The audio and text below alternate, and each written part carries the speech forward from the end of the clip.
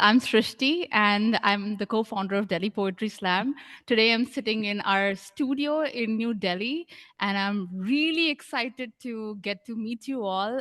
There are lots of faces that I already recognize because, in one or the other ways, you have associated with us before.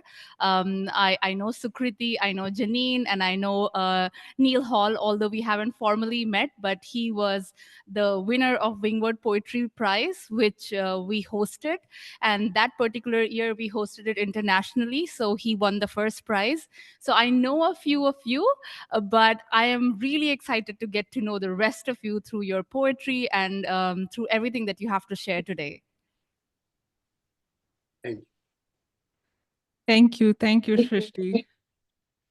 Thank you very much. All right, so welcome to World Poetry Project. And I'm so happy that you could take out the time from your very busy lives to, invest into this because we're so excited about, doing something that not just, is poetry for oneself, but is poetry for the collective community, and that is one of the things that you realize, as many of you have been writing almost for decades now, you start realizing that, when you start writing, it's more personal, but slowly you never know whom it can connect with. So that is the very power of poetry that we're talking about.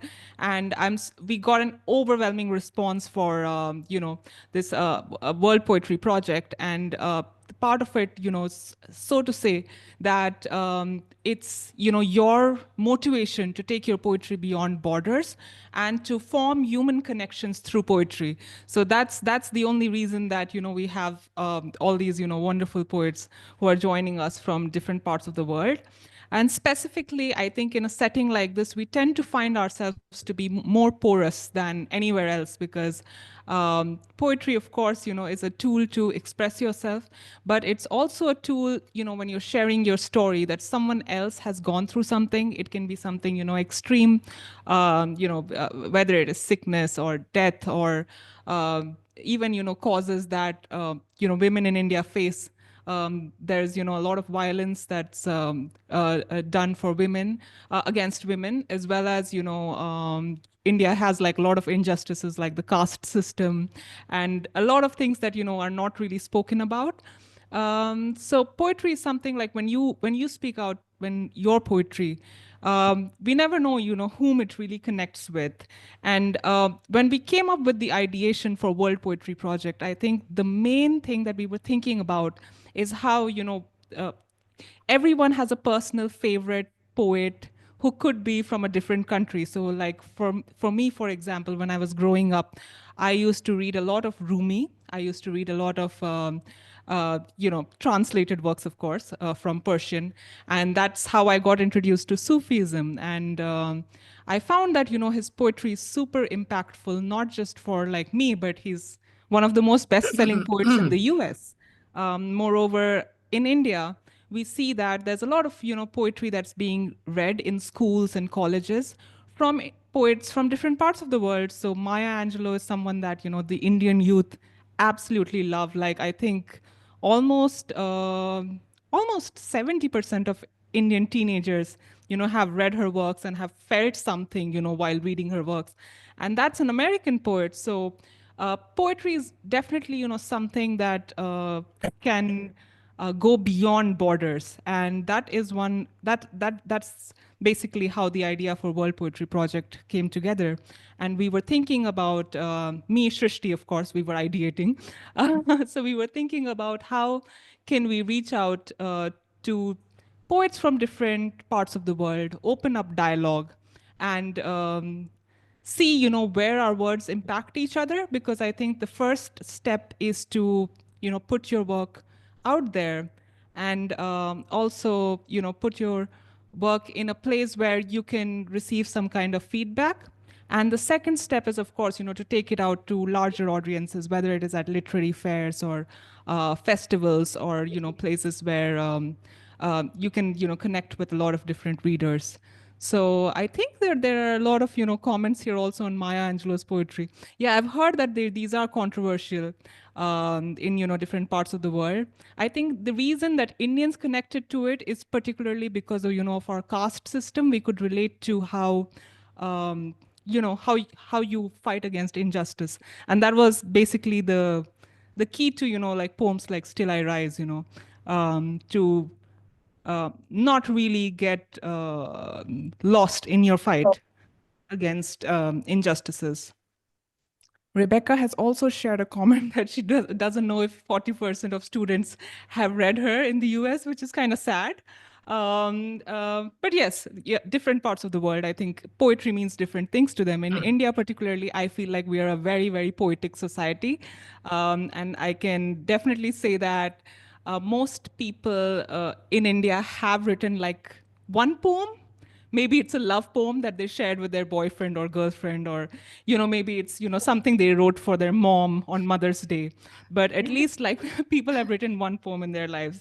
It's also partly because we've had an oral tradition of poetry and storytelling.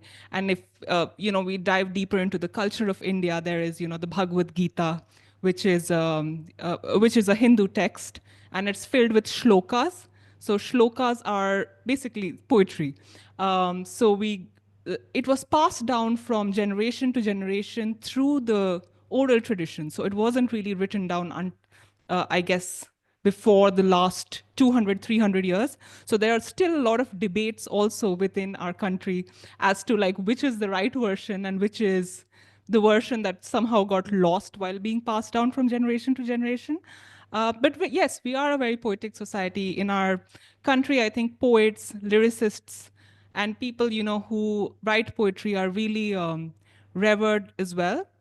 I think if you talk about celebrities in India, influencers, some of them are really poets. So it's quite exciting to see you know a culture where poetry is so deeply entrenched in ourselves. So as my personal journey as a poet and publisher, so I've been writing for almost since I was 10 years old. So that's basically almost like 20 years now, to be honest, like 2 decades. And I started writing primarily just to, express myself. It wasn't anything deep. I wasn't thinking too much of it. But later, I started to realize that there's a lot in my writing that speaks to, other people around me. So I was writing about not just my own self, but my own cultural identity. The state that I come from, Bihar, is like one of the most impoverished states in India. So when we, like most people in Bihar, almost, I guess, most people who can afford to do so, they leave Bihar. That's basically the aim of people in Bihar, to get out of the state, because the career opportunities are very little in the state. So I started writing more about what is the story of migration of people from my state, and that kind of poetry. So it wasn't any more personal. It became more about collective poetry, and I'd love to share one of my poems before maybe we proceed to my journey as a publisher and publishing books, and how we can reach out to international readers. And then from I think we have some more time, but because a couple of cancellations have happened today, but I will make sure that everyone who is on the lineup for today is present, so that we can still see that we are confident with the timeline. But we probably have like two people who are not showing up. So yes, of course. So on to the poem, which is a bit about migrant workers. India really has as a country, I think most of the laborious works that is done in the cities, whether it is construction or anything to do with physical labor, it's done by people from Bihar. It's not really done from the locals, like who basically the urban population. So I wanted to write. I wrote this particular piece thinking of the people who move from their states. When I think of my motherland, Bihar, It's easier to leave than it is to come back. What do our people leave? Every season, the same worry. Will it be the insect or the flood to spoil our crop? When there's nothing to eat, we leave the village. Our backs carry nothing too, but within the strength of our ancestors and the resilience to build our lives afresh. And so we build in the city. As migrant workers, we build your bridges and houses and roads and shopping malls. And sometimes we lift your bags at the railway station. And sometimes we beg, but rarely for money. We beg that you give us work. And everywhere we go, they say, the people of Bihar are very strong. Even so, when in the night our bones are tired from a day of labor, but stomachs fed, do we feel the weight of a certain homelessness? Do we think of a land which was ours, the faces of people left behind? What's there to miss home when home is within us? The will, the strife, the determination to outwork everyone. There's no turning back for people like us. We want rather the promise of a future than the ownership of yesterday. So that is, one poem exploring my cultural identity. Thank you so much for the claps. I really appreciate that. Thank you. All right. So moving on, my journey as a publisher was definitely. I've published, several books, anthologies by Indian poets, as well as regional books in regional poetry that were translated to English, as well as, a book by Dr. Neal Hall, who is present with us today, "The Systems We Cast." It's also available on the Delhi Poetry Slam website. Dr. Hall was the winner of the Wingward Poetry Prize, which is a competition that's sponsored by the organization that I work with, and that was, I think, that year was the only international edition. So yeah, we're hoping that we can have more international editions in the future, but as of now, we don't have any. And I think as a publisher, uh, one of the biggest milestones that I've achieved is probably, seeing that book seeing a book being an Amazon bestseller. I think there's nothing that beats that. And it's something that also happens very quickly. So using the internet to scale is something that I will be, touching upon more. I will be creating a longer video as well on, the distribution of books and how can we achieve scalability online. Because a lot of poets, and myself too, when we have our own poetry readings, we sell books at the end of it, and the audience is already, mobilized, and people are feeling a certain kind of magnetic energy, so they're happy to, pick up a book after your reading. But the scale is not as much as can be achieved online. So we've definitely felt like the distribution of books online is a way for reaching out to newer audiences, international audiences. So I'll be covering that more in a video that we'll be sharing with you by next week, and hopefully a bit on touring as well. If we do find during the if we do find some time during the live stream, we can touch upon that maybe today or tomorrow, or of course it will be sent in a longer video by next week. So we are going to proceed with a small introduction. If Shristi would like to just introduce the event today, and we can just touch upon Zoom etiquette after that. Yes. So I did a little bit of a write up because I'm not very good at memorizing. So I was like, let me just write it. So I was thinking about what to write, and then I started by writing about what's the difference. And the difference is that, we belong to different countries, different race. We have grown up with different cultures, probably. And, the perspectives are different. The way we see our internal world is different. And then I was thinking about what's common, what's common with all of us. And then I thought about how The commonality is the feelings that we feel every single day, the joy that we feel, the crippling sorrows that we experience, the anger, obviously, and there's a lot of frustration too. Throughout our days we are frustrated at one or the other thing. So these are the human experiences that connect us. And poetry is nothing but the way we share our human experiences. And to be honest, it really doesn't matter if a person is from a tribe and their community is completely untouched, or a person is from a big city like New York, New Delhi, or London. We have all felt the same feelings, and that is the common connection. I am Srishti. Saumya is actually my sister. She's my younger sister.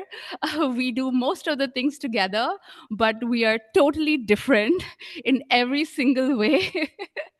um, I would like to welcome everybody to World Poetry Project. A little bit about myself. I am a poet, I'm a filmmaker, and I'm also a social entrepreneur. And But if I were to define myself a bit more, I would say I'm extremely silly. I find it a lot easier to connect with animals than with people.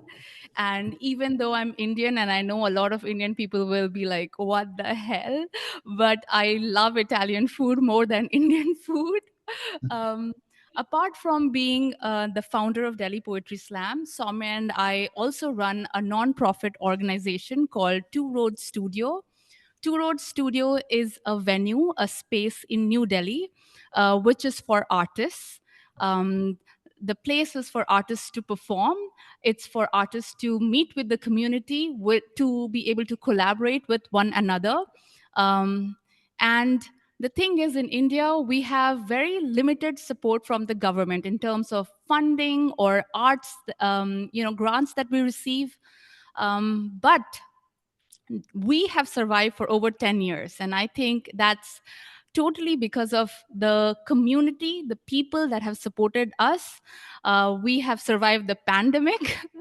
And the reason that, we don't have a lot of support from the government is because we are a survival economy, which means that there are pressing and very serious issues that people are facing in this country. There's a lot of issues. So the government has to pay a lot more attention to those things. And somehow art is art is very important to our culture and to our history, but the government doesn't see it to be so important that there will be fundings in place for artists or for art organizations. So we are very lucky that we have support from our Indian community for such a long time, and that we have made it through everything, even the pandemic, which was so hard for art organizations, for businesses, and for people in general. Okay, so I would like to talk a little bit more about international artists that we have worked with. So, since the very beginning of Delhi Poetry Slam, we have wanted to work with international artists. That is the only way we learn about the world. When we host an artist or we tour with an international artist, when they come here, we get to ask them, what's going on in your country and what are your people like? What is your food like? So that is a way for us to know more about the world. Of course, we see it on TV and we see it on media, but how much of it is true, we don't really know. So only when we personally share space with people, we get to know so much more about the world that they have been living in, the experiences they have had. And I have felt that art just cannot be contained. It needs to, and it must travel far and beyond. And art always does. So it is I'm very grateful that today we are doing this, the World Poetry Project, and we have people from around the world joining us. And it really shows me that when we come up with an idea, the idea can travel far and wide. When you came up with an idea of writing a poem and put it out on the internet or wherever we found your poetry, um, basically you had already shared yourself with the world. You had already allowed yourself to be out there, and the receiver was looking for you. I remember somebody asking, how did we find you? Well, you wanted us to find you, and that is how we found you. I would also like to share one of my poems with you before we get on with the program. It is called Belongingness, and I wrote this poem about having a feeling of belonging, yet sometimes not belonging. Okay. Like a lizard on the wall, like a ripe mango ready to fall, I have wondered where I truly belong. Like a museum that collects dust, like a pulsating tumor ready to burst. I'm searching for the tunes of a forgotten song. If I've dreamt this dream before, I hope we were a pair of socks hanging on an otherwise empty clothesline. If I have lived the terrors of these nights before, I hope we were two cats in a box, making the cardboard feel like a shrine, like a leopard on a tree, like a convict ready to flee. I have weighed my troubling options. And even at the risk of losing it all, with you, I would gladly take the fall. There's no thrill in living with caution. I saw an old man struggle to remember his name and a movie star at the cusp of losing her fame. Like a lizard on the wall, like a ripe mango ready to fall, I have wondered where I truly belong. But for today's evening, I belong with you all, and I'm so glad you're all here. Now, Saumya is going to take it from here. She's going to share some guidelines and Zoom etiquettes before we begin. Thank you so much for your attention. Saumya. Thank you, Shrishti. That was a brilliant poem, and you always lighten up the mood everywhere. So yeah, I'm a bit serious. Yeah, I can only email. I don't even use text messaging and stuff. So Shrishti, thank you for cheering up the room. All right, so Zoom etiquette. I think most of us are already aware, and we have our microphones on mute, which is great. When someone's reading, because at least in India there can always be a distraction from somewhere. I don't know about so much about other parts of the world, but we're very close with our family members. So sometimes they can knock on the door, they can call us for dinner, they can call us for an errand. So it's great to just let your microphone be on mute. And we definitely you can pop in and out of the event if you want to take a break, depending on what time of the day it is for you. You might want to grab something to eat, you might need to do something else. So at which point you can always turn off your video and take a break for your personal needs. I think that's about it. Apart from, if you do feel like saying something after a particular reading, then you can leave it in the group chat. You can also message the poet personally if you have something that you would like to share with them. It is going to be a very friendly evening of readings. So I do hope that you're able to share the parts of yourself which you are most enthusiastic about.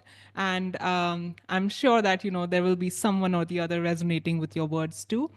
What I also wanted to mention was that each and every reading is going to be 8 minutes maximum. So we have a sizable amount of poets for the readings today, and we want to make sure that we get everyone in time. So I hope that you've timed yourselves. But in case you haven't, I will be moderating the event, and I will send you a direct message in case you're going over time. So this will you can always introduce yourself at the beginning. If you just want to start with your poems, you can also do that. You can start with your poems and maybe talk a little after your poems are complete. And yes, I think I'll just share the lineup for today and make sure that you know where you are, so that there's no confusion, and you're not away before it's your time to read out your poems. So today we have Prachi, then Michelle, Luke, Dr. Neal, Parii, Terry, Jonathan. Cheritha has been moved to the slot after Jonathan because uh, Dr. Neha is not present today. So after Jonathan, there's going to be Cheritha, Rob Greene, Anil, Joanne, Khushi, Logan, Himank, Sharon, Narayani, Tanya, Peter, Rebecca, Aditi, Blake, Patricia, Mahi, Kanika, Preetpal, and a very short closing note. So that's our lineup for today. I want to, Will go you? ahead. Yes, go ahead. I have a quick question. Will you have a heads up list somewhere in the chat for saying like you're next or? Yeah. Uh, yeah, sure. I can also, just put the lineup into the chat so you can refer to that Yeah, for yeah, now. yeah. That Yeah. yes, that's perfect. Thank you so much. Yeah. And yeah, I can always also, remind you before maybe a reading before I'll let you know. I'll let you know that, it's your time to read. So, yeah, any more questions before we begin with the readings? I think we're good. All right, great. So, Prachi, I'll leave this over to you. Hello everyone, my name is Prachi and I'm 16 years old, so I'm still in school. But I just want to talk a little about how I got into writing before I'm going to speak two of my poems. So I first started writing about 1.5 years ago when my grandmother passed away, and I loved her dearly, and she has been my inspiration ever since. I feel like I've never really been happy doing anything, or I haven't felt like I belonged. But then I found poetry, and ever since then, I have finally been happy doing something I love. And then I also run a poetry blog, so I keep that updated. And along with poetry, I'm also really interested in making the art covers of my poems, so something that matches their vibe. So I feel like that brings me a lot of happiness, and I hope you guys find the same comfort reading and listening to my poems that I do writing them. Okay, so my first poem is titled Friendship is Love, and I'm going to begin now. One day, I sat on the edge of a roof and looked at the resplendent stars, while a cascade of silent soliloquies played within me over and over again. One thing that stood out to me was how constellations are always there, even when obscured or concealed by clouds. Their presence always lingers, and that, in a hysterical way, reminded me of my friends. I realized the very astounding essence of the saying, love is in the air. Love was the letters that my friends wrote to me on my birthday, the books that my sister talked about, the cake that my mom baked with the most efficient sweep of patience, the playlists people made for me, and the sentimental trips my friends and I took. Isn't friendship a miracle in itself?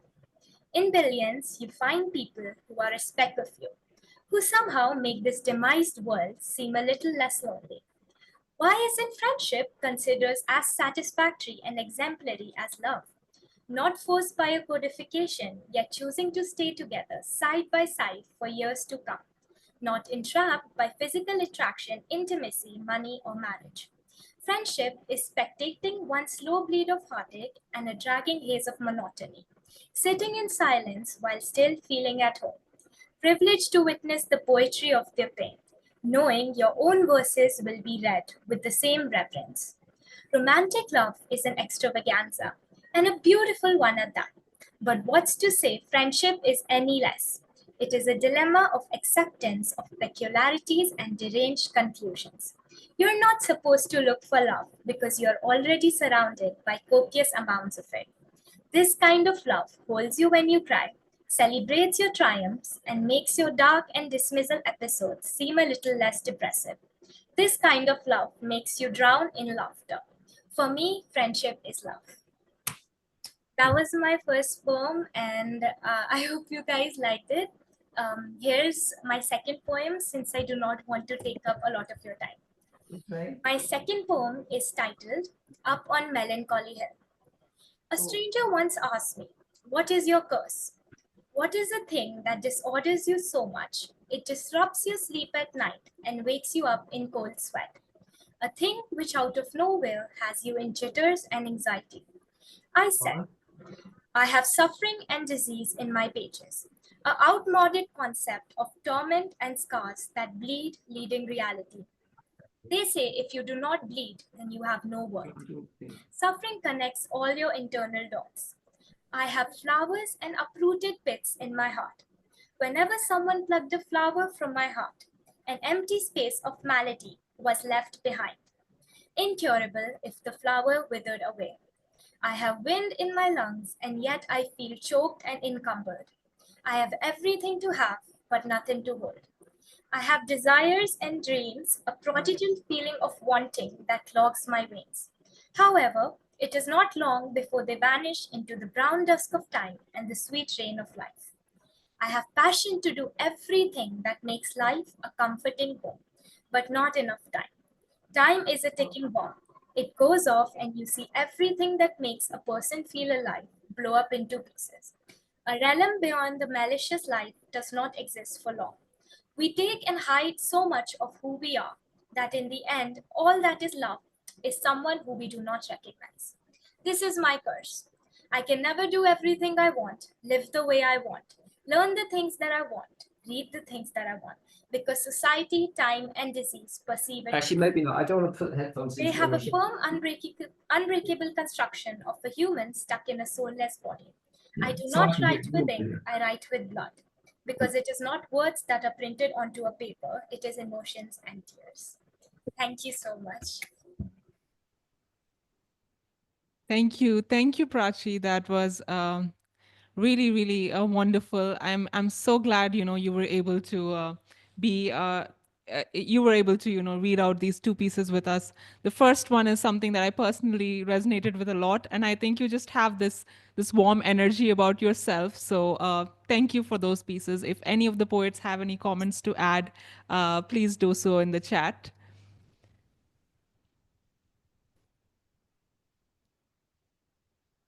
I think we have a couple of poets who've joined us in the meantime. I just wanted to add that I've shared the lineup in the chat so you can have a look at it to know, when your reading is going to be. Our next poet for today is Michelle. Hello, everyone. I hope everyone can hear me. Yes. My name is Michelle, and I also go by the name of Michelle Judy as my author name. I am an educator, a poet, and an author of Blessed in the Mess. It's a collection about finding meaning and gratitude in life's messier moments. So I write both sonnets and free verse, and my themes are usually reflecting on resilience, self-discovery, and the quiet strength that each one of us carry within.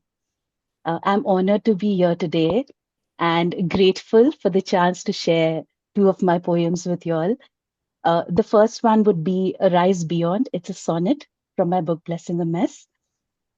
I'll start. Rise Beyond. In the shadows where the scoffs of doubts are cast, your spirit felt the weight of cold disdain. Yet from these ashes of the failures past, a phoenix rises, born from pain and strain.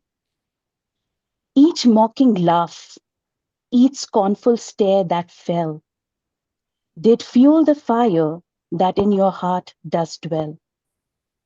Now forge ahead, not in vain you've cried, each tear a lesson, each step sanctified.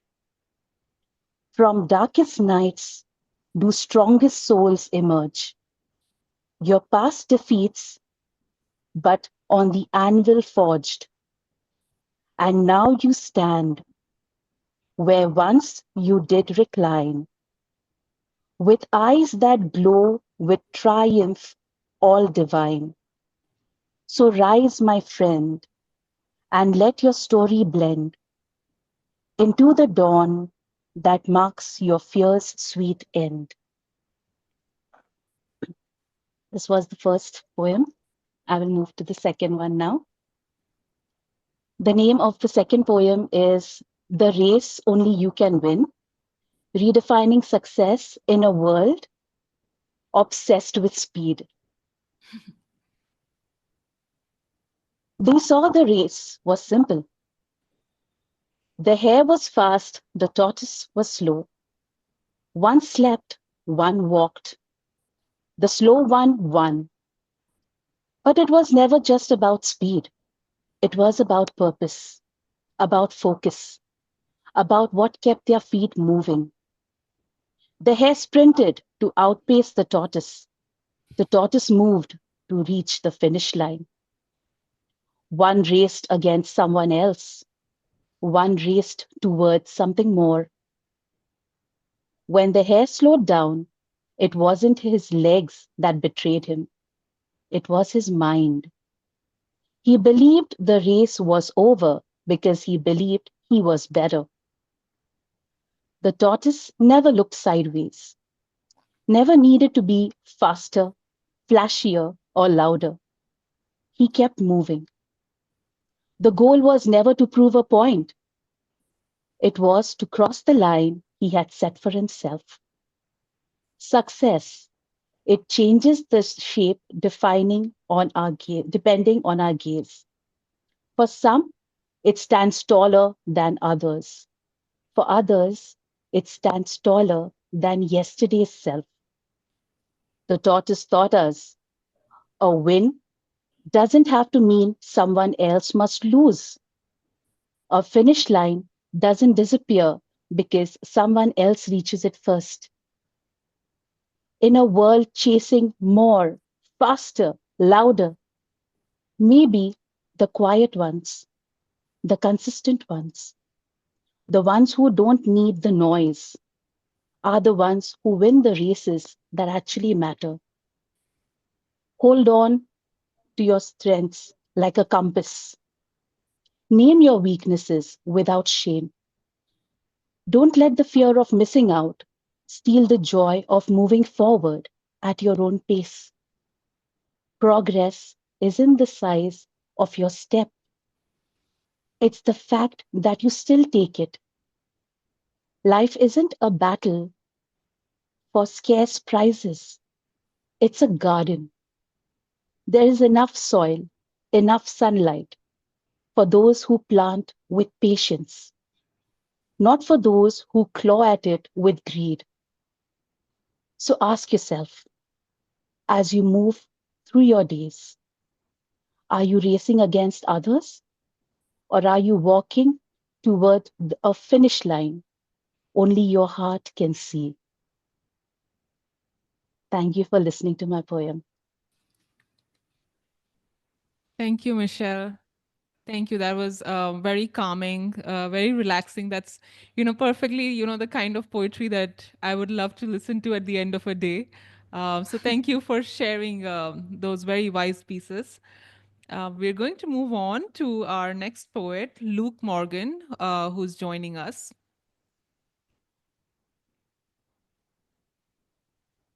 Thank you, Saumya. Hello, everybody. Hello from Ireland. Well, I'm actually in Massachusetts in the USA at the moment, but I'm happy to be sharing with you my poetry today. And thank you, guys, for bringing us all together. It's wonderful to see people from all over the world have this beautiful thing in common. So I would like to share my screen for those of you who are hard of hearing, and the poem that I'm about to read, which is called Blood. It's called One Day Blood, and it's from my book Blood Atlas. Oh, it says I can't share. Nice to meet you all. I mean, the default settings of the meeting are that participants can share their screen, but I'm not sure if I have to change something or edit something here. I'll just say not to worry. You can get closed captions if you go down to the bottom of your screen. There are the three little dots I think it's on, and you can get closed captions, which is what I'm reading, just to let everybody. Oh, super. Well, we'll motor on anyway. This is a poem called One Day Blood, and it's a villanelle. And the man who helped me write my first poem is actually on the Zoom call, Pete Mullinow. I believe he's going to be reading later on in over the weekend. So this is One Day Blood. One day, blood makes a start, creates its own vessel, steps out from the sea on a journey it takes towards a heart. It crosses the borders it draws on a chart, circles the globe carelessly. One day, Blood wakes with a start to find it is doomed, and so learns the art of setting down roots, community, a new step it takes towards a heart. Then, of course, things fall apart. It takes to the boat to flee. One day, Blood makes a new start in distant lands, hauls bricks from a cart, puts up scaffolding, grows its family, lamenting its exit from the heart. But Blood will return. It always outsmarts. Blood hears itself echo, heeds its own plea. For each day, Blood must again start this journey it takes towards a heart. The next poem I'm going to read is about my grandmother, who had, my grandmother very soon after I was born had quite a large stroke. And the stroke was so severe that she could only say one thing, one single sentence over and over again. And as a child, although it's difficult to admit this, I was quite scared of her because I was too young to understand what had happened to her.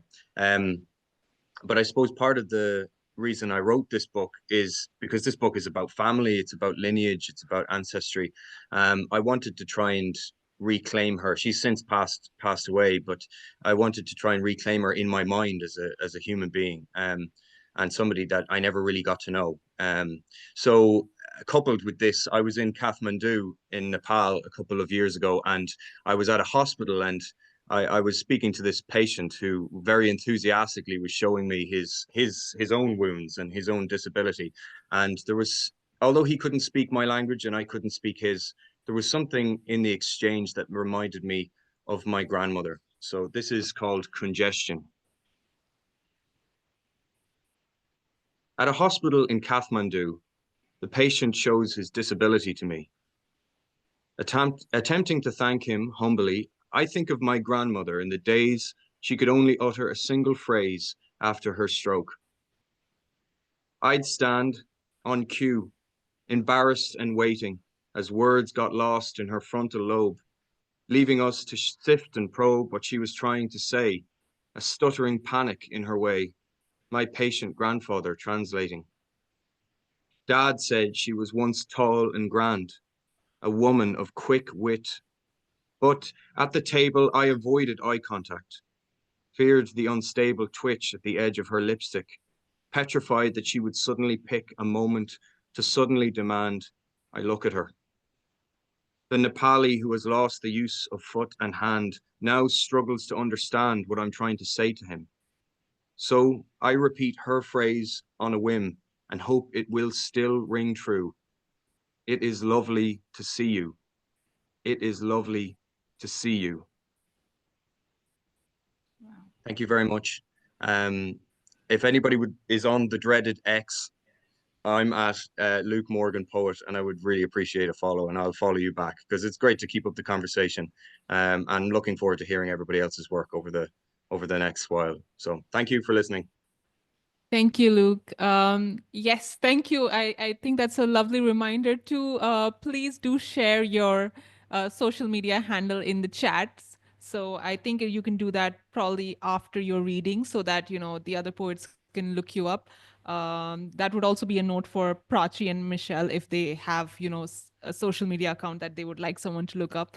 Luke, thank you so much for sharing your works. I know that you're there to receive an award in the US, which is absolutely wonderful. Congratulations on the achievement. And this particular the second poem, of course, was, you know, something that I related to a lot too, because, you know, having, you know, elderly grandparents at this moment, and, you know, sort of like, especially, you know, at that age when you can't really tell like what they're going on with, and then you have this kind of guilt throughout your life. I think it's a very deep and complex poem. Thank you for sharing. All right, we're going to move on with our next poet, Dr. Neal Hall. I'd love to invite Dr. Neal Hall to read out one poem or two poems. I'm not sure how many fit in 8 minutes, but Dr. Neal Hall, the stage is all yours. Thank you very much. Can you hear me? Yes. Okay, I just want to make sure. I'm a primarily a human rights poet. So I want to share something he said. He said, all we say to America is to be true to what you said on paper, because he said, somewhere I read you said all men, not just white men, were created equal with inalienable rights. Somewhere he said, I read you said 3/5 do not exist anymore with your abolishment of slavery. Somewhere I read you said we had the measured right against unreasonable searches and seizures. Somewhere I read you said we had a right to a fair trial by a jury of our peers, and that we were innocent until proven guilty, not by our absence of whiteness. Somewhere I've read you said there would be no gerrymandering nor color-coded poll taxes to undermine one man, one vote of every Black man. Somewhere I read you said on parchment, on papyrus, on your letterhead paper, we hold these truths to be self-evident. And now is their necessity. And all we've said to democracy was somehow, somewhere, be true to what you said on paper, because he said there'll be difficult days that lie ahead. But he said it really didn't matter with him. He said he had been to the mountaintop. He said he did not mind like anybody. He wanted to live a long life. Longevity had its place. But he was not concerned about that. He said he just wanted to do his God's will, and that his God had allowed him to go to the mountaintop. And that he had looked over and he had seen the promised land. He said that he may not get there with you, but he wanted you, the Black man, the white man, Jew, Gentile, Muslim, and Hindu, to know that we as a people would get to the promised land. He said he was happy. He was not worried about anything. He was not fearing any man. His eyes had seen the glory of the coming of his Lord.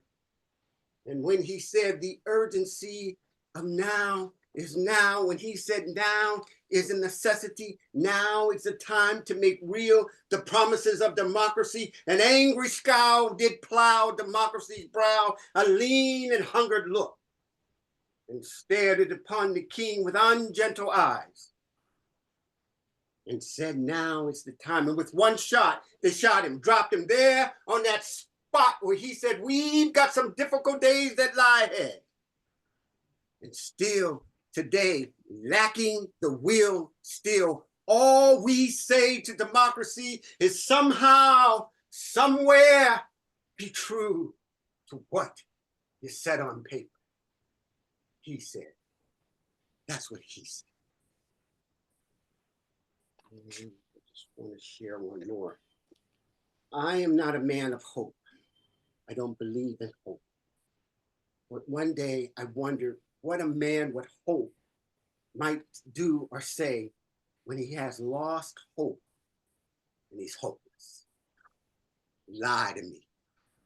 I'm nearing the end, this journey's road. I fear I've outlasted. I fear I've outlived his professed lie that I was created his equal, endowed by his disingenuous, beingless designer. He divinely designed to provide me, to make me believe I've inalienable rights to his life, his liberties, his pursuit of his happiness. I'm nearing the end, and these broken counterclockwise hands have been ticking since 1776, looking for where those stars and stripes have fallen, hanging from the promises of democracy's sunrising and sunsetting lies. I'm running out of time, of 400 years of keeping time, of perfection taking its time, constantly in the making, to make us in his due time, free with dignity and equality. I'm running out of time, so lie to me. Tell me there's still time for me. Tell me democracy is within reach, right around the corner from me. Lie to me. Be the liar you've been to me for eternities. Lie to me. It's all the hope I have left in me. Lie to me, tell me I am, and of right ought to be free, and do all acts and things a free man may of right do when free. Lie to me, I'm running out of time of 400 years of you atoning that original sinister sin, sinning, paying dividends without end, within and amongst white men, lying to me throughout eternity.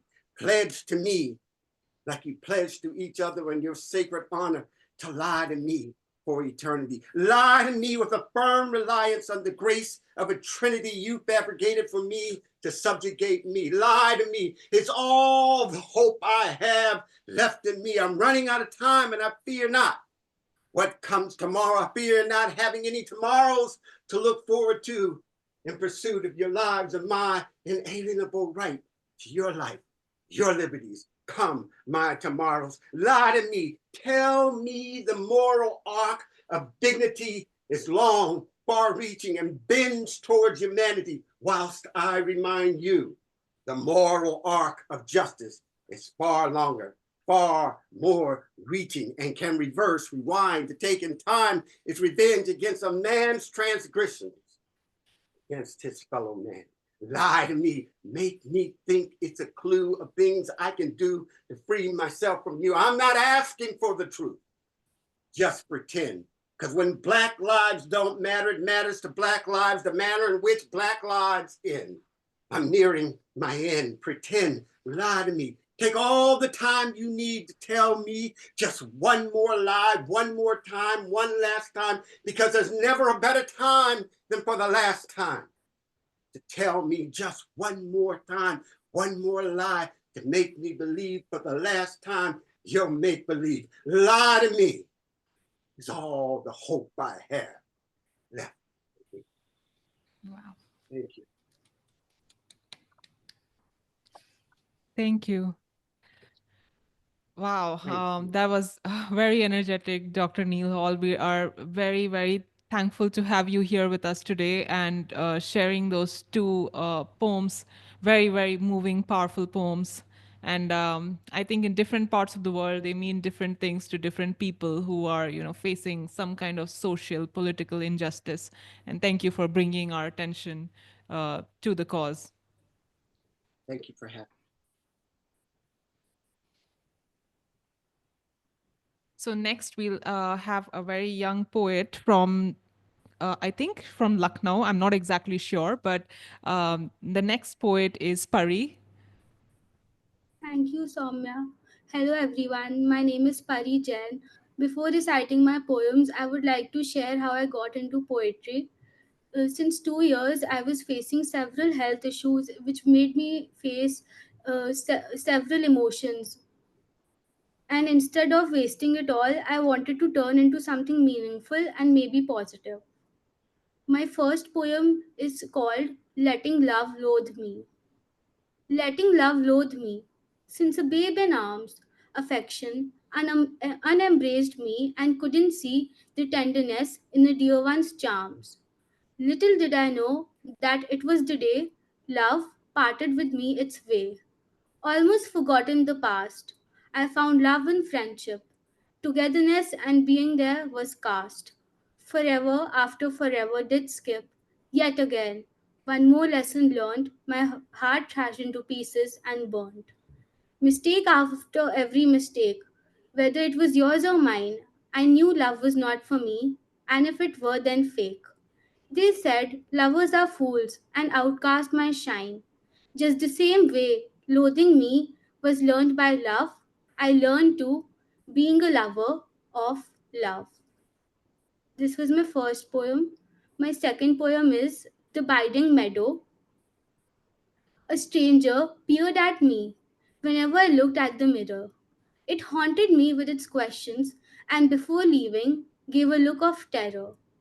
I gathered all my courage one day and asked why it caused trouble. It simply replied, "You are caught in the dark cave where hope is not unreachable." I was hiding from the world full of sunshine and only embraced shade. But our journey is way too rolling to run out of time and let our fears fade. It was then that I left my grotto and ran into the meadow. Thank you. Thank you, Parii. Thank you for those two wonderful poems that you've shared with us today. Absolutely, beautiful words. If you would like to share your social media handle on the chat, feel free to do so. And we'd love to, check out more of your works if you're sharing it on your Instagram. And keep writing. I'm very excited that you were able to, take the time out to read out your poems here today. I'm definitely looking forward to more work from your end.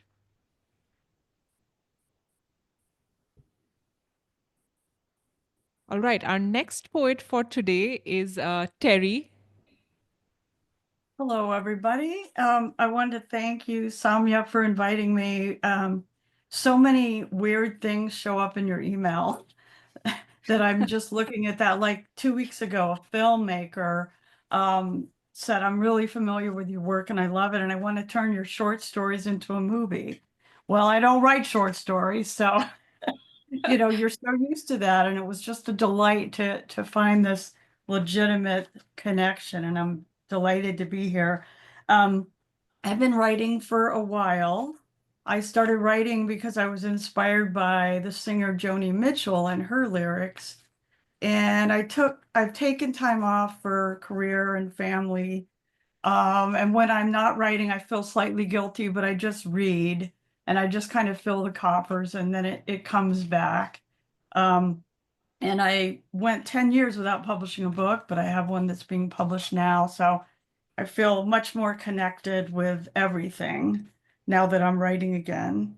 I write to understand things. I write to understand how I feel and my relationship with others and the world and my family. But mostly I write because it's joyful and I like the surprise and the magic of it and looking at a blank screen or a blank page and then all of a sudden there's something there and you're not quite sure how it came to be. So I just love all of that. So I have a lot of poems with a very strong voice, but I just couldn't figure out what to read for this occasion. So I picked two quieter poems, but I think they're pretty universal. The first one's called Hydrotherapy. I rinse away the boy grit, pile the sink with his chemistry lab of green and purple bubble bath and honey-colored shampoo, plastic pirates with their beards of mildew. It was my tub first. Chamomile, candle, and Chardonnay, my playthings, books, paper, pen, and quiet, a drowning mother's raft. The door creaks open just enough to let my clouds escape, and he slips in, defying orders to stay out, grinning, as surprised as if he had caught me coloring. A shadow falls over his eyes. You need a toy. He plops a squirting frog onto the water and sprays my book with droplets. The president of one country presenting the leader of another with a treasured artifact. I respect our cultural differences and thank him. The frog is more than a peace offering. He is teaching me to be happy, the one thing he can do better. And the last one is a lyric poem I wrote when I came out of a really tough year of cancer treatment. And it's called Alive. I used to want more than an empty house holding up the sky, chatter of wind chimes, candle flames licking the quiet. Then illness descended, dug its sharp beak into my chest, stole my hair and savings. 1 year later, I woke in the rain, the air thick with cloud dust and wing beats, my own greedy breathing. I rode into the hush, the stars sparking, and drank the dark. Live oaks swayed and shook against the night, necklaces of moss, thriving on nothing but air. everything alive, even hope. Thank you. And by the way, Indian food is my favorite food in the whole world. So thank you all. Thank you, Terry. Very moving poems. I mean, I'd love to get a copy of that book, so I'm going to find it online. Hopefully, they still ship to India. So in case they don't, I'll be bugging you after the event. Wonderful. Um, Thank you. Thank you. All right, so we are going to proceed with the rest of the evening. Once again, I think I'll just read out the lineup of the next 5 poets. And after the next 5 poets, I'm going to ask Shrishti to do a bit of hosting. So the next 5 poets are Jonathan, Cheritha, Rob, Anil, and Joanne. And after that, I think Shrishti will do the hosting for the rest of the evening here today. All right. Jonathan is a poet from Singapore, and he's also the editor of a very famous magazine in Singapore for writers and poets. So we're very excited to have you here with us, Jonathan. I'd love for you to read out your poems now. Great. Thank you very much, Saumya. Can everybody hear me? Yes. Great. Yes. Thank you all for having me. My name is Jonathan. I'm a poet. Well, I still hesitate to call myself a poet, I suppose. Writer and editor of poems, essays in Singapore, literary criticism as well. Yeah, as Saumya mentioned, I oversee a website called poetry.sg, which is an archive where we try to document and profile writers that have made a contribution to Singapore's poetic history and poetry community.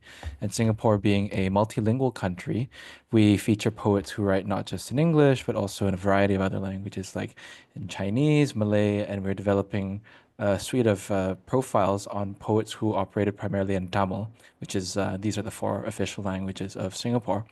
But I myself, I'm a kind of a naturalized new Singaporean.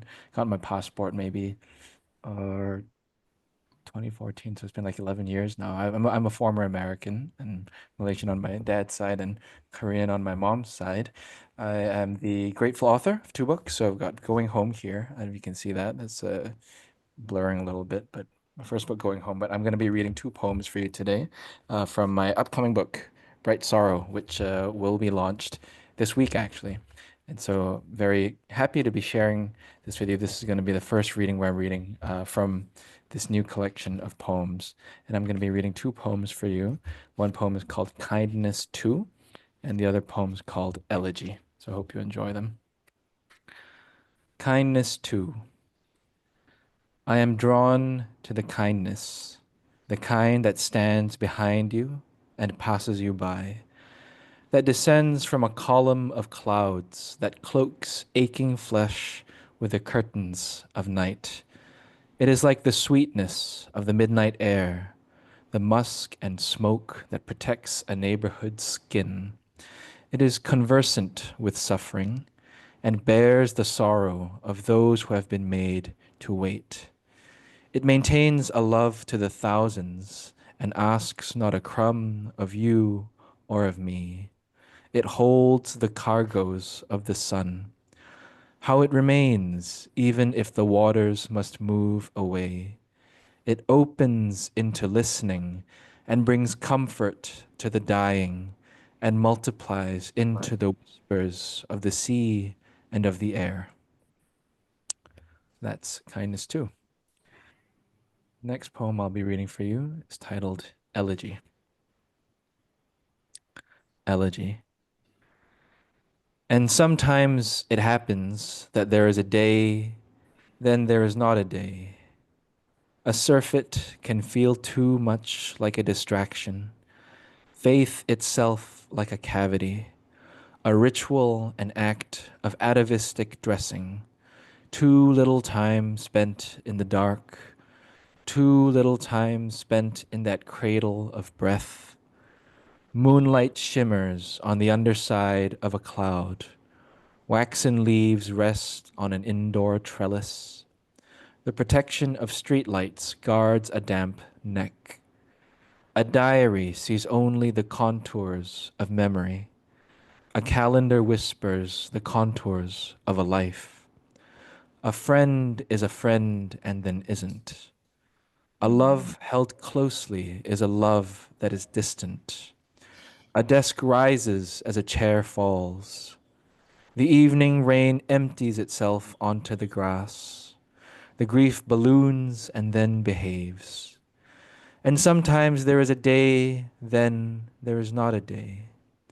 And all bad resists its courage and its death. An archivist feels an intimacy of text. A worker directs the carcass of a tree. Tourists on bridges who must roam will roam. Riders like postmen go home to home. Those are my 2 poems. Thank you very much. Thank you, Jonathan. Thank you for those 2 poems. Wide range of emotions in your poetry, and I love the minimalist covers. So I'm really looking forward to the new book as well. Congratulations on it. All right, we're going to move on to our next poet for the evening, Cheritha. Hi everyone, I'm Cheritha. I'm 17 years old. I'm from India. And I'd like to just share how I started writing poetry. I think it was during the lockdown, which was a really difficult period for all of us. And I feel like I needed a kind of outlet for my emotions. And that's where it started. And I've just been writing ever since. So moving on to my first poem. It's called The Spirit Spoke Today. No one visits my grave anymore. The stone has stood for 1,000,000 years or more. Only the leaves wave a greeting. The raindrops pour kisses. The soil has it in a loving embrace. My grave, only the worm misses. No one visits my grave anymore. My stone is eroded, has been a century for. I ask the soil, are any footsteps for me? No, not a soul, answers the soil softly. The petals at my grave are reunited with our mother again. All I hear are whispers, whispers from skeleton brethren. There's a tune to the world, a tune not earlier realized. Sometimes I dance to it, sometimes solitude does suffice. No one visits my grave anymore, the oeuvre of my life beside the shore. No one visits my grave anymore, the one that is still alive, the one that writes this and more. So that was my first poem. I think that was written during like a very lonely time during the lockdown, as we've all felt.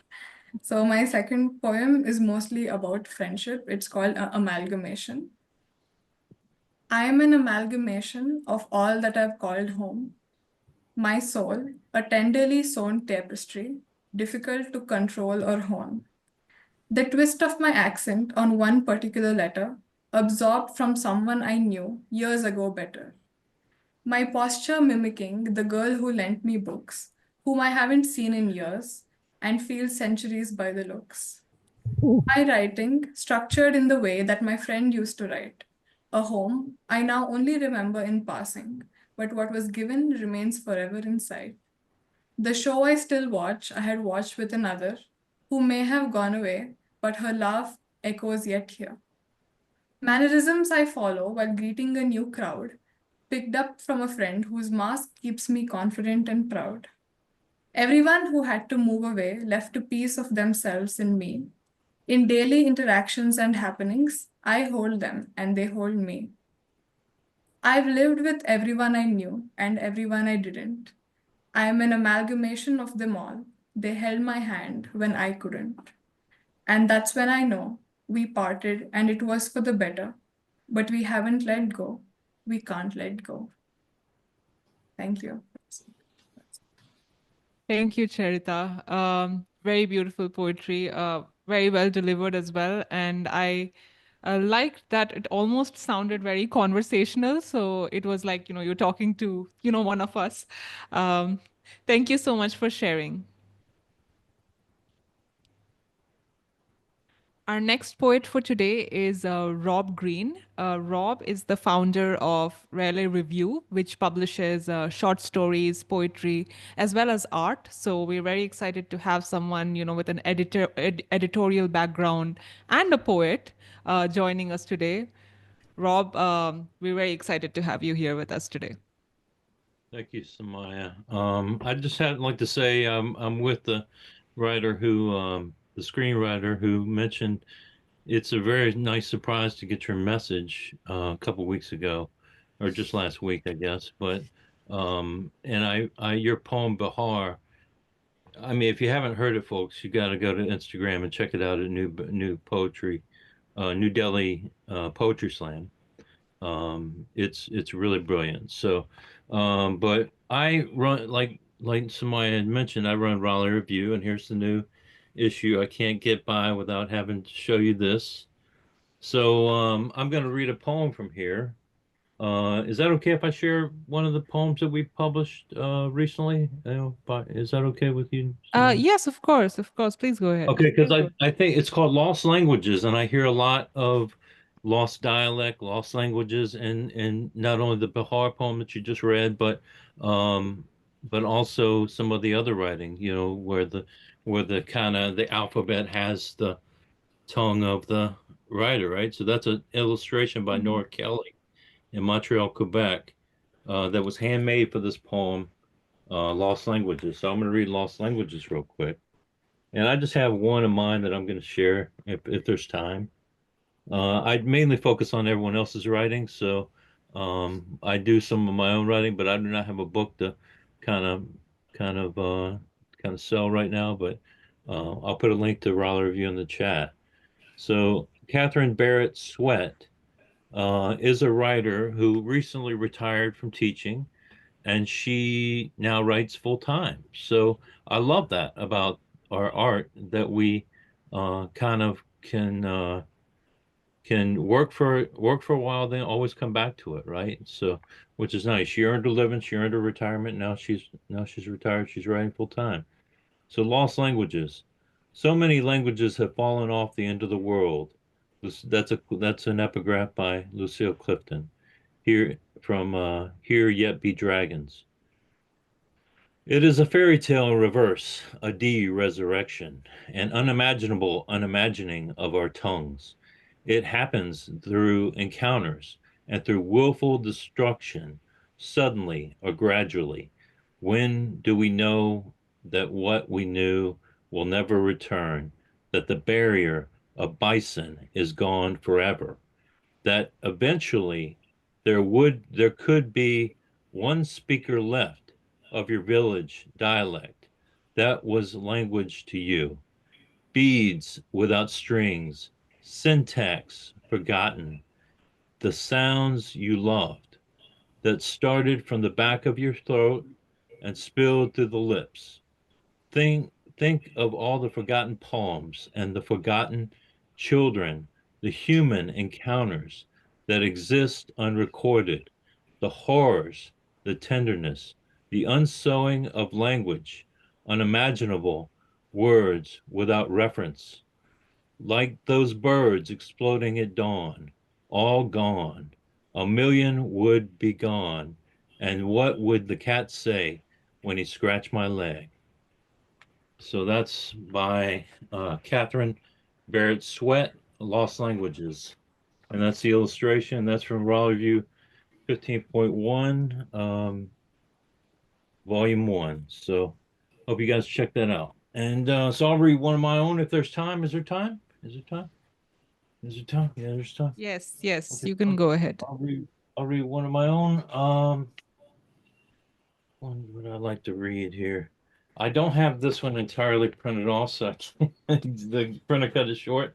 So I'll just read a quick love poem. So, Wharf Times. This is one that I wrote some time back in grad school.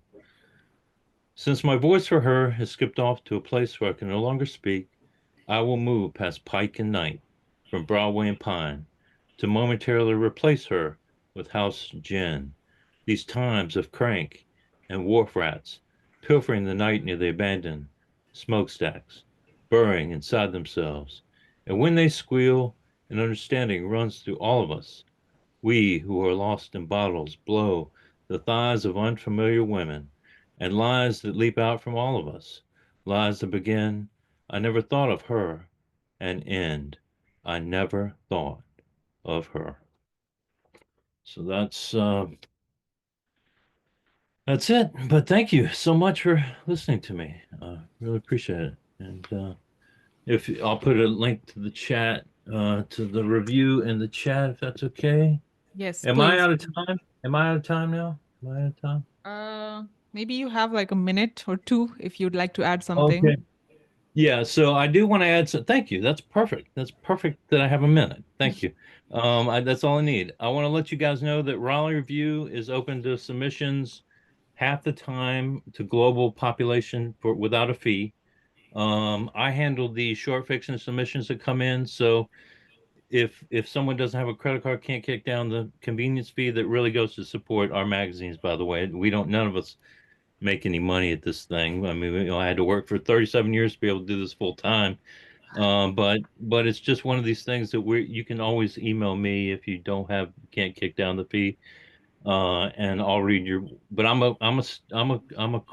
it's pretty tough to get past me. So if you have the credit card, you're better off going through the team because that skips a step, but at the same time, it's open fee-free throughout the world.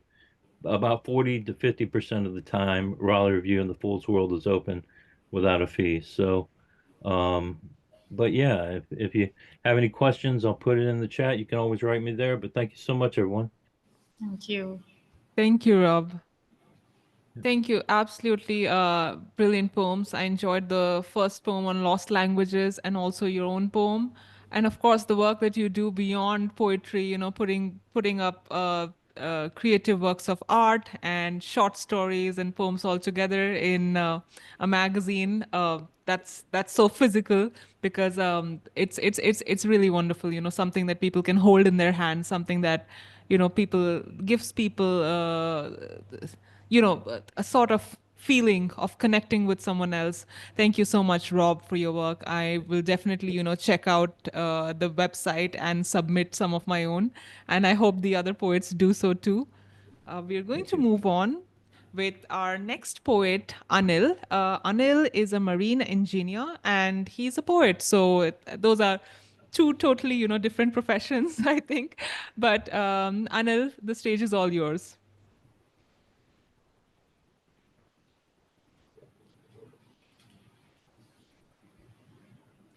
Is Anil there? Anil was here like a few minutes ago. I don't know where he is now. Let me just see if he's still here. No, I don't think so. Maybe if he joins back, then we'll have him read out at some point. Yeah.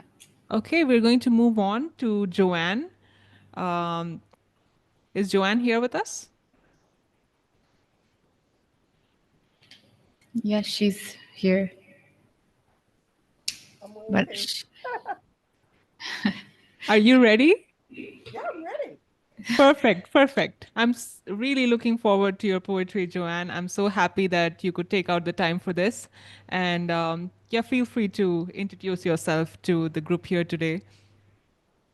Thank you. And thank you for inviting me. And good morning from California, where I think it's the earliest of any of you. It's 8 o'clock in the morning now, but I got on at 7. I'm a poet and writer living in San Francisco. I have taught poetry to children and also been involved in the literary world here in the United States as president of the Women's National Book Association. I have 7 books, 3 books of poetry, and my most recent book, I thought I'd give a little shout out to. It's called Outside Voices, a memoir of the Berkeley Revolution. And it's about second wave feminism. It's a memoir, but of course I'm going to read poetry today. And as everyone knows, it's a bit of a challenging time here in the United States. Half the country is pretty unhappy. So I'm going to read some poems that are about the political situation and the environment. This one is called War Rant, and it was published in a journal out of Jakarta called New Verse News, which, by the way, for all the poets, loves to publish political poetry. The editor loves political poetry. It's called newversenews.com. War Rant. Elena says she wants more passion. Andrea quit reading the morning news. Yvette sees the devil wears Prada twice. Her savior is in fashion. I check my emails, avoid overlong queues, await a daily dose of inspiration, wondering each day if I've paid enough dues. Adam watches the blogosphere for flash mobs, trends, hotspots, and we all fret about the biosphere while white girls don't do much hip hop. But for me, I can't help it. Rhythm and words are my companions, true and loyal. So forgive me now if I don't exactly know how to do it. Just say this is a rant, peace and love style. I want to save the world, do it now, don't get caught by indecision, paralysis, missteps, or overwrought. But the world and I have conflicting views on how to end this madness. Stop the bombing, end the wars. I cry, but no one listens to my news. Night times glisten with the sweat of murder, mayhem, slaughter, faction killing faction, Shiite, Sunni, Kurd. Why? We're all mothers, fathers, daughters. I could go over there, I think, land smack down on the pavement. I'd put on white gloves and make a stink, shout, what a horror, while dancing on the griddle of hot sand and tar. There is no left, no right, no middle. Stop the killing, end the riddle. But I'd be dead before you could say red. And then I think, if not now, when? Wasn't it I who called myself a warrior? Each day, new news arrives stinking, reeking with tragedies undreamed, tidal waves, heat waves, bodies downstream, a wave of bombings on an unsuspecting train. We seek for terror, but what about DC? We can't explain. I voted right, I mean left, is my persistent refrain. I took myself off the list of dinner parties where people complain of gas prices and fish prices and politics not spoken, because I'm sick of feeling powerless, being broken. So come on, people, do one thing today for peace. Save a tree, save a child, sign a paper, beg for release of fighters and lovers, for peaceniks and hippies. This battle of West meets East is not exactly what we ordered. Wow. So that was written, quite a while ago, and it's still relevant, right? Sadly, we're still fighting wars all over the place. I have another poem, but why don't you tell me if I have 2 minutes left? Yes, you do. You can go ahead. Okay, since people were reading in form, I decided to change the poem, and I'm reading Hazal, Hazal for Baji, goddess of Changyang, and it's a short poem, shorter than what I was going to read. Ancient lore recounts I was born with a princess's spirit, a princess with a dream of a chosen love, not preordained. I lived on beauty, on dancing in a dream. I was reborn in slender dolphin's form, followed stars, planets, a moonbeam. I refused the ugly suitor. My parents drowned me. This was no dream. Across continents, I journeyed to the Yangtze, a river so rich, so very pristine. Immersed in pure waters, I sang and loved and swam. This is not a dream. I lived my new life for millions, yes, millions of years. I reigned supreme until you dammed the river, destroyed our food, then a dream that I was dying from lethal man-made things. You didn't heed my scream, my warning. You will pay for fouling the waters, for the misguided dream of shipping on my river, my delicate home. Still, you want to be redeemed by forgiving waters. You dispatch scientists by boatloads. They didn't dream that I would leave this place forever, leave the stench, the once pure stream, damaged ages of equipoise, yearning forever for that first kaleidoscopic dream. Thank you. Thank you, Joanne. I really feel the power in your voice, and I can tell that a lot of it is coming from, the rightful place. In India, like we're going through a lot of issues as well with the new administration. I mean, it's been in power since 10 years, but it's the first time that this particular party is in power. So I can really, really relate to it.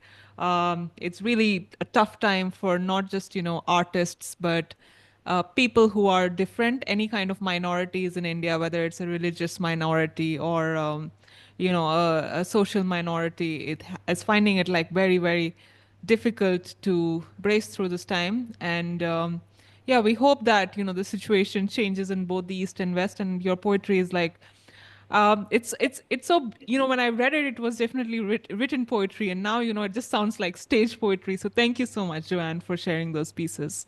And please do post your Instagram handle on the chat, because we'd love to follow you. We'd love to look into, more work that you're doing.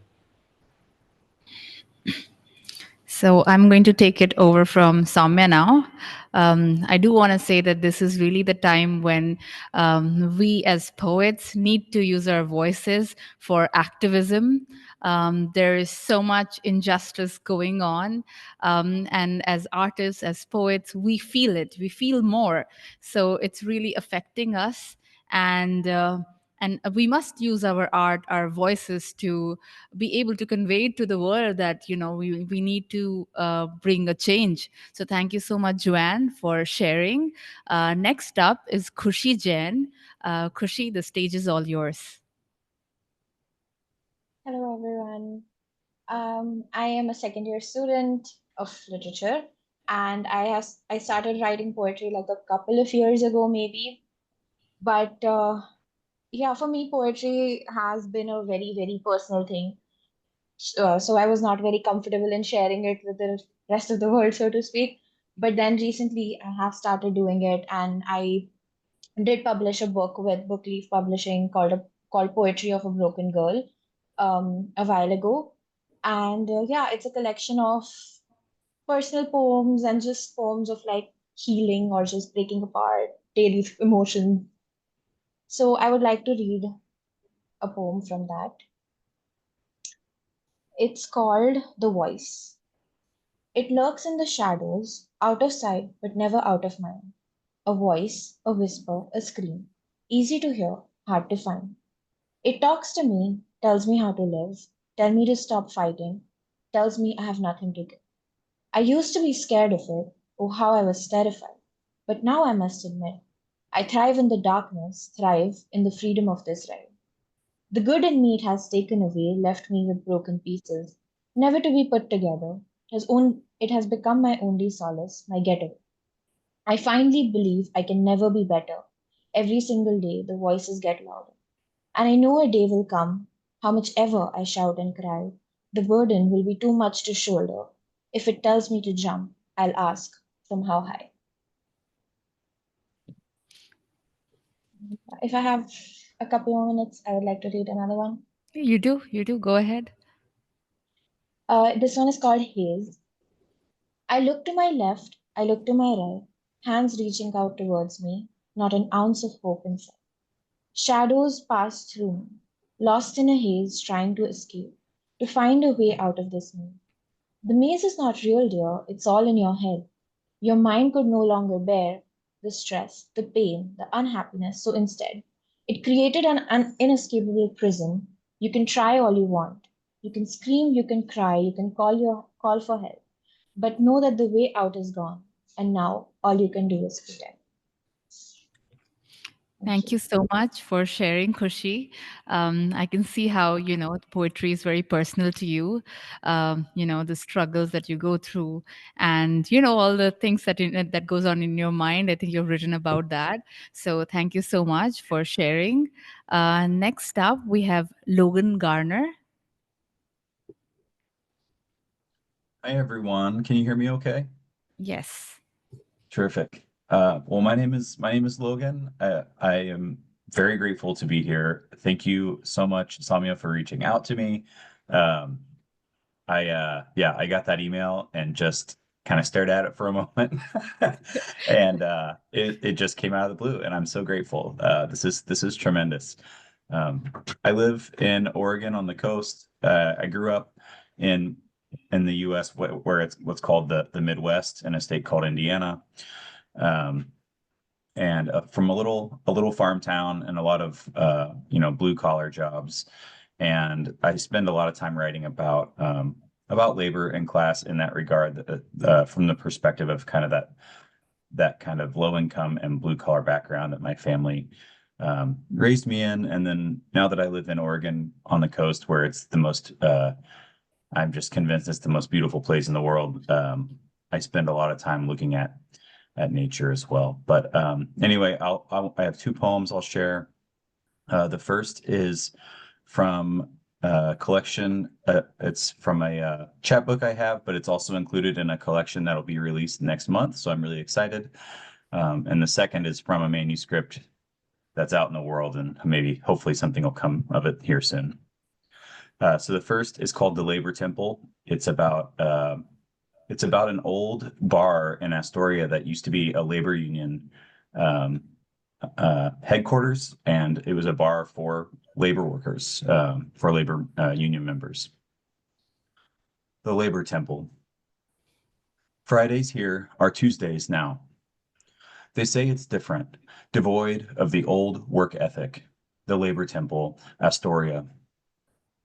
The summer swell of tourists elevates the temple now, filling its seats for a while with lip gloss, karaoke, idle minds. Come November, the temple will sink back toward the sea in time, a damp and wimpled return to past and namesake. It was a temple, real. A blue-collar high priest tended bar. It was one back then. Prayers from bowed heads fell into pints and highballs for nearly a century here, onto oiled wood, polished by so many hands and elbows. How many didn't even need to feel the need to whisper? Nurses, teachers, tellers, clerks, loggers, fishermen, artisans, clergymen, tired mothers and fathers. They knew what work was, but if you asked, they wouldn't tell you, because you didn't deserve to know. They knew a budget isn't a balanced checkbook, it was in your pocket, your flimsy wallet, storing sweat-softened bills, designated with no small regard for cheap whiskey or beer at the temple, or some similar place of worship. They labored and between times came to the temple to pray. So that's the first one. And I meant to start a timer for myself. Srishti, I'm sorry I didn't do that. Do I have time for one more? Yeah, you do have time. Please go ahead. Okay, thank you. This next one is called Boar's Head Gospel, and I'm realizing now that both of these have religious motifs. And I was raised Catholic, and I'm no longer a practicing Catholic, but I love ritual, and I find a lot of the sacred in my upbringing and nature everywhere. So it finds its way into my poems as well. The Boar's Head Gospel. The diocese paid for my pilgrimage to Rome and to Umbrian monasteries. Barely 18, I breathed fervor, wept and sweated in crypts despite their cold, prayed around rosary beads above Assisi in a mountain cave. The priest with me thought I'd fallen asleep, shuffled off for his own quiet walk. In Norcia, there were boar's heads mounted above every doorway, suspended bodiless, jaws agape and snarling, begging for a monk's breakfast of coffee, apples, and buttered bread. I stood beneath one, opened my mouth, breathed a prayer, The heat brought a dew to my skin. I am whiskered now, something like a boar, bristling grays coming on. Like them, I am bereft of a notion of prayer.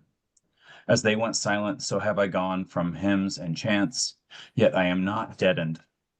Mystery sits with me, here on forest paths, marked equally by foot-worn compaction as by parasitized mushrooms growing on their edges. Those dense-fleshed and orange as lobsters, whose flesh go to beetles and pillbugs, whose flesh in turn go to the rough-skinned newt.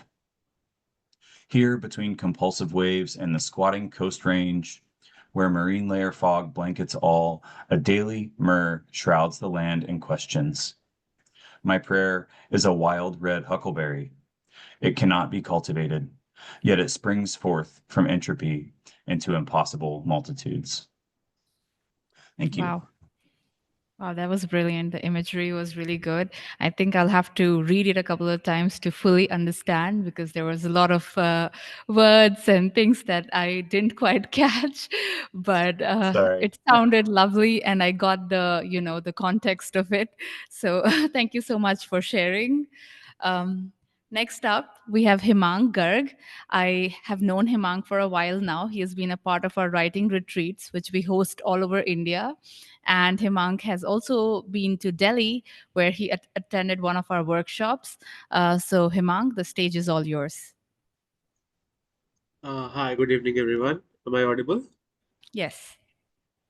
So, just to recapitulate my literary journey so far, a little bit is just that uh, poetry has not really been something that came to me a very long time ago. It's not something that I really grew up with either. It's just something that I found a couple of years ago, somewhere around the same time with the retreat and a little before that. And now it has completely taken over me, and it's a power like no other to connect with each other. And so I would like to start with one of my poems, and the title is The Wave and the Sandcastle.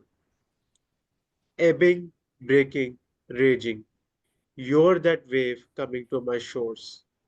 A sandcastle does not feign being an island when it's made mere 20 minutes ago, nor it's a capsizing boat swaying and begging to be forgiven and then set free.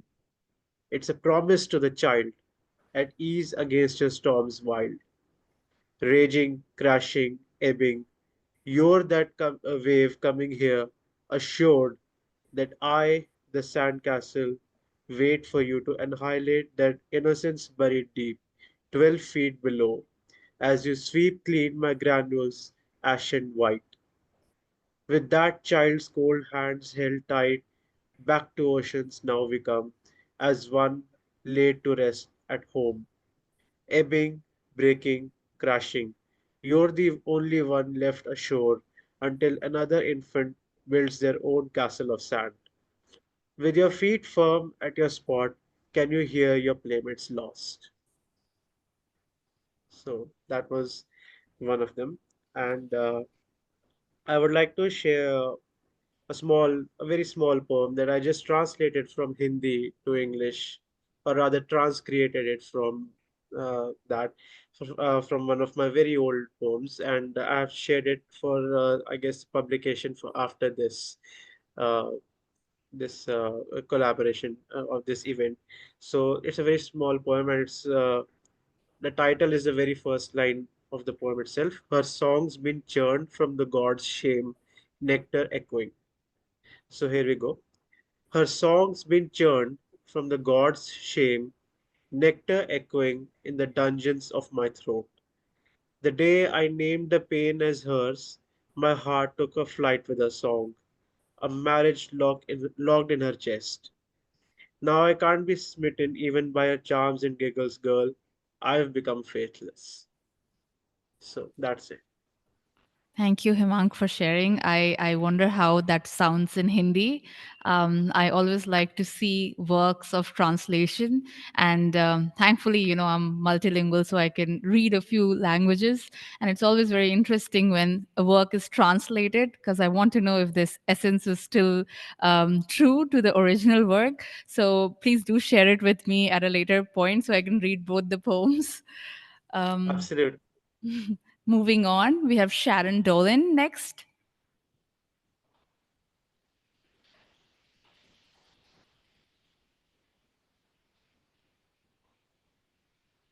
Is Sharon there with us? Sharon was here a while ago. I'm not sure I can still find her here. We can Okay. always move on to the next poet, Shrishti. Yeah. So we'll move on to Narayani Goenka. Thank you so much, Shashi, for giving me the platform. First of all, I'd like to say that I'm so happy to be sharing a platform with international poets from across the globe. And unlike all the other poets on this platform who have uh, published somewhere or have already achieved big or small feats, I'm somebody who is, I've been writing for 10 years, but I've never ever published my work. So I had absolutely zero expectations of getting published here, but it was something that was dropped on my WhatsApp message one day that Delhi Poetry Slam is organizing this poetry thing, and there's the link, and would you like to submit? And it so happened that I've already applied for Wingword Poetry Competition, the results of which is expected in July. So I was like, okay, let's see what this is. And it looked huge because I saw that, some great poets would be coming. So I was like, might as well just see your luck. And it happened to turn out that, I was selected for the anthology. And I think it's a very huge moment because being selected for the first time for publication with that too with an international publication and to share a stage with so many great poets today, I think since morning I've really been feeling the nose to like, okay, it's gonna be 7:30 and I'm gonna be here. So I think yeah, I think said that, I think it's a great moment. And also I belong from Bihar, the same place where like we have uh, Miss Saumya come from. So I have read one of her poems that she put out on her Instagram. It was about the hegemony of English language, over other languages and how Bihar is often outcasted. And I think I relate a lot with a lot of themes that run across rural areas of India because having come from the same place, I relate a lot.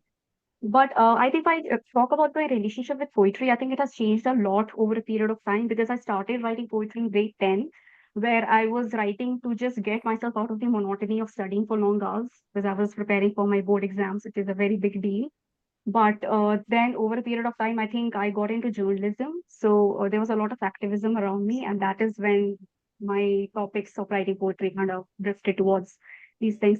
So I would like to take up one of the poems that I performed for my open mic for the first time. And it's a bit expressive, but it's also, I think, an important poem that I thought sharing about. So this one is called Boys Don't Cry.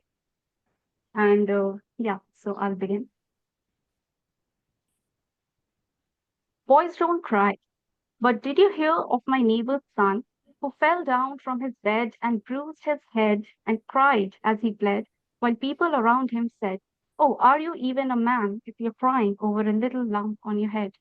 Did you hear of my cousin's son who fell down from the stairs and bruised his knee and cried as the dust touched the wound and pricked him enough for him to shed a tear or two? This time, too, the society, instead of lending a hand, mocked him, saying, "Be a man. You're crying over a bruise. Are you mad?" Boys don't cry has hurt every boy who has been forced to wear these words as a badge of pride. "This world isn't worth living in," said a man in his suicide note as he jumped out of the seventh floor of his apartment because he couldn't suffer the torment of being mocked or crying over the death of his own wife. The woman who died in his arms, the woman who always stood by his side, his wife who would never again meet his eyes. So this man fell into depression, his mental health took a toll, and when things got out of control, people, instead of coming out to help, yelled, "Enough of this crying. Be a man. We are saying this one last time." Let's revisit the story. This world isn't worth living for, said a man in his suicide note. But one thing that he needed to know was that his death was as good as being pushed into a well because the society literally said, go to hell. Death came as a rescue to escape this mockery. Is holding up your emotions truly a thing of flattery? The boy lost his wife. That was perhaps the lowest moment in his life, and all he wanted was his mother's lap to cry, but what he got was go, boys don't cry. You see, it's called Boys Don't Cry and not Boys Can't Cry because very well they can. People still believe crying is a sign of emotional weakness when scientists have revealed that it is actually a sign of emotional strength. They say crying detoxes our brain, improves our mood, relieves our pain, and helps us sleep. Crying improves our vision and helps with good sleep. But look at the tragedy men are still not allowed to leave. Patriarchy affects men more than women because it uses men as a bait to destroy their lives by constantly telling them, boys don't cry. So, what does a man do when he really wants to cry but is not allowed to? When a man is all frustrated, swelled up with emotions, and wants to cry a bucket, a river, an ocean, and simply can't, he puts out his emotions in the form of anger, which ruins his home when wife leaves the husband and children don't want to see their father home. When everything is ruined, when the anger has cost men all that it can, there comes a point where some of these men commit suicide. Some take to the street and rape every woman they meet, and then some just bang their heads against a wall, regret, anger, depression, they're feeling it all. And in the end, as they finally start to cry, the society slowly creeps up to them and says, boys don't cry. Mm. Yeah, I think if I have some time left, I would like to narrate one of the poems, a short poem that I wrote. Yeah, you can go ahead. So it's a poem that I wrote on Mother's Day. It very casually came upon me to write something for my mother, and I would like to share this. So the poem is simply titled as Mother, and it is about redefining what mother means, motherhood means in general. So it goes like this: a flower, a leaf, or maybe feather defines her heart. Her mind, a humble abode of peace, when senses avoid danger while thinking of her kids, in no time transforms into a hunter who can master any weapon while looking out for the most formidable of the beasts, trying to prey on a human who is made of her blood. Maybe that is why when I lose a single drop of blood, she cries as if she has lost hers. Flower transforms into a warrior, and we call her by the name of Mother. For it takes not a heart of gold, but a heart of stone to be one. Wow, that was a really good tribute to moms and their instinct. And I would also like to say that your previous poem was so impactful because yes, patriarchy affects people, even men, so much because they're told to behave a certain way and they just cannot break out of it. So definitely it affects men and women. So thank you so much for sharing that. Next up, we have Tanya Batra.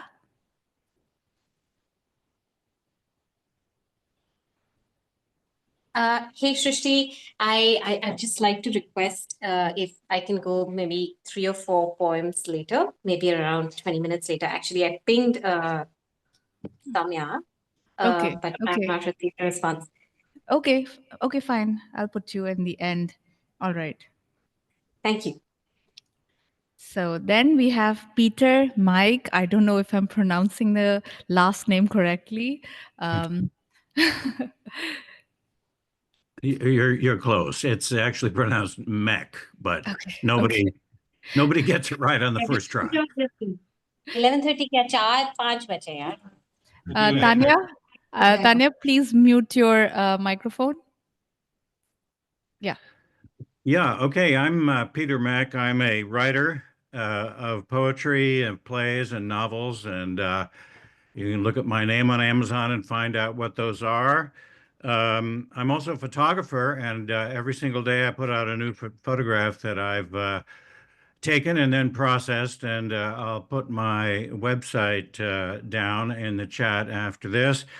My connection to India is very intense, actually. I met someone at the World Federation for Mental Health conference in New Delhi several years ago, and began to work with her on mental health in India. And she has a very successful startup mental health service in Mumbai called Trijog.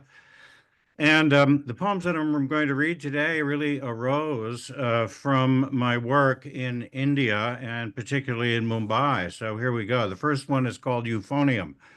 Yesterday morning, I woke in Mumbai, went walking alone on the streets of Powai. Espied there a woman in pink and in gold. I said to her gently, "May I be so bold as to ask you what gives you most joy and most sorrow?" "Today," she replied, "or do you mean tomorrow?" "Today, ma'am," I answered, "is where we should start." "All right, then," she said, "from the depths of my heart, I confess that I bloom on the day of a wedding. My life, then, you see, is all feathers and flowers. There's music and dancing and wild, rapid drumming. Last night all the women were painted with mehndi. My hands here, you see, are a garden of blossoms. They mean that my sister, the bride, will bear children. Her husband will love her and treat her with kindness.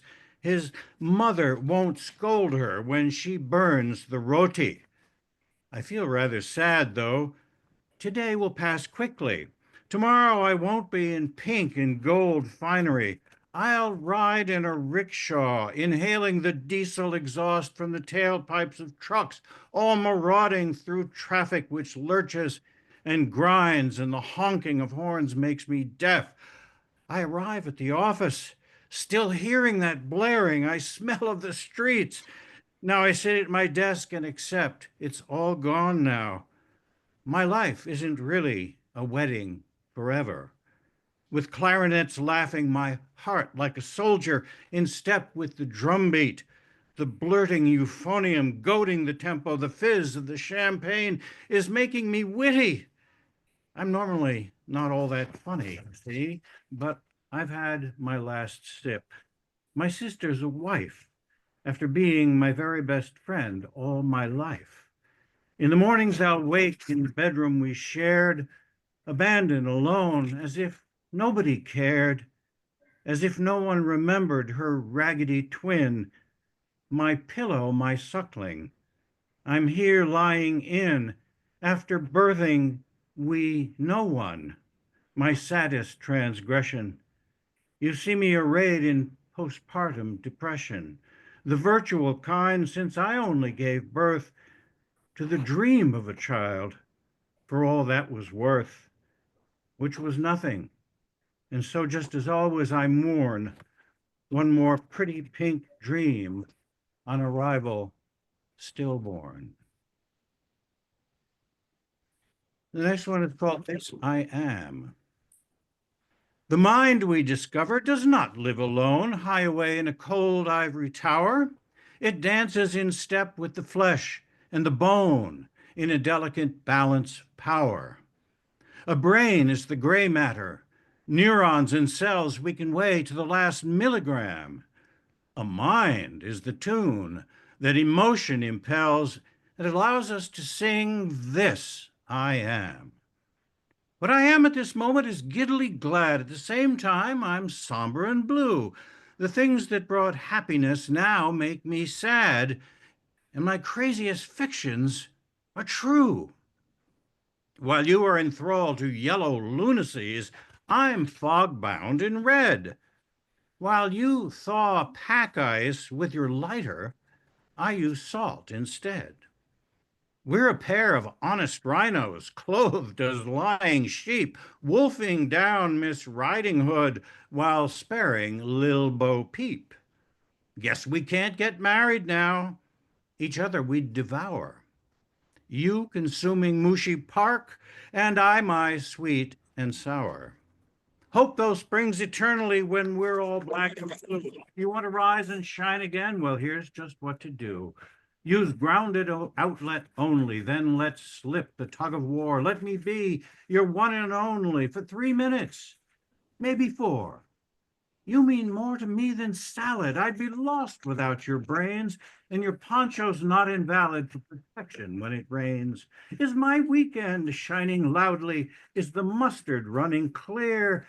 Is Prince Igor beaming proudly? Does Jim Beam grin eye to ear? If your vitals need enhancing, if your screech owl's swollen shut, come to me for refinancing. Don't bemoan that bogey putt.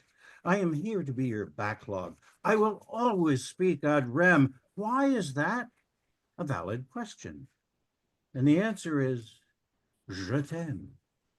And I promise this, I guarantee in fair or stormy weather, that I am he and you are she, and we are all together. That's odd, I know, but try to see the kid inside me begs. Just humor me. We're hens and roosters, and we're all their eggs. And quickly, just to close, last Monday entered laughing. Last Tuesday, grief came nigh. On Wednesday, I was born again, so Thursday I could die. Friday, I kissed fame hello, then Saturday, goodbye.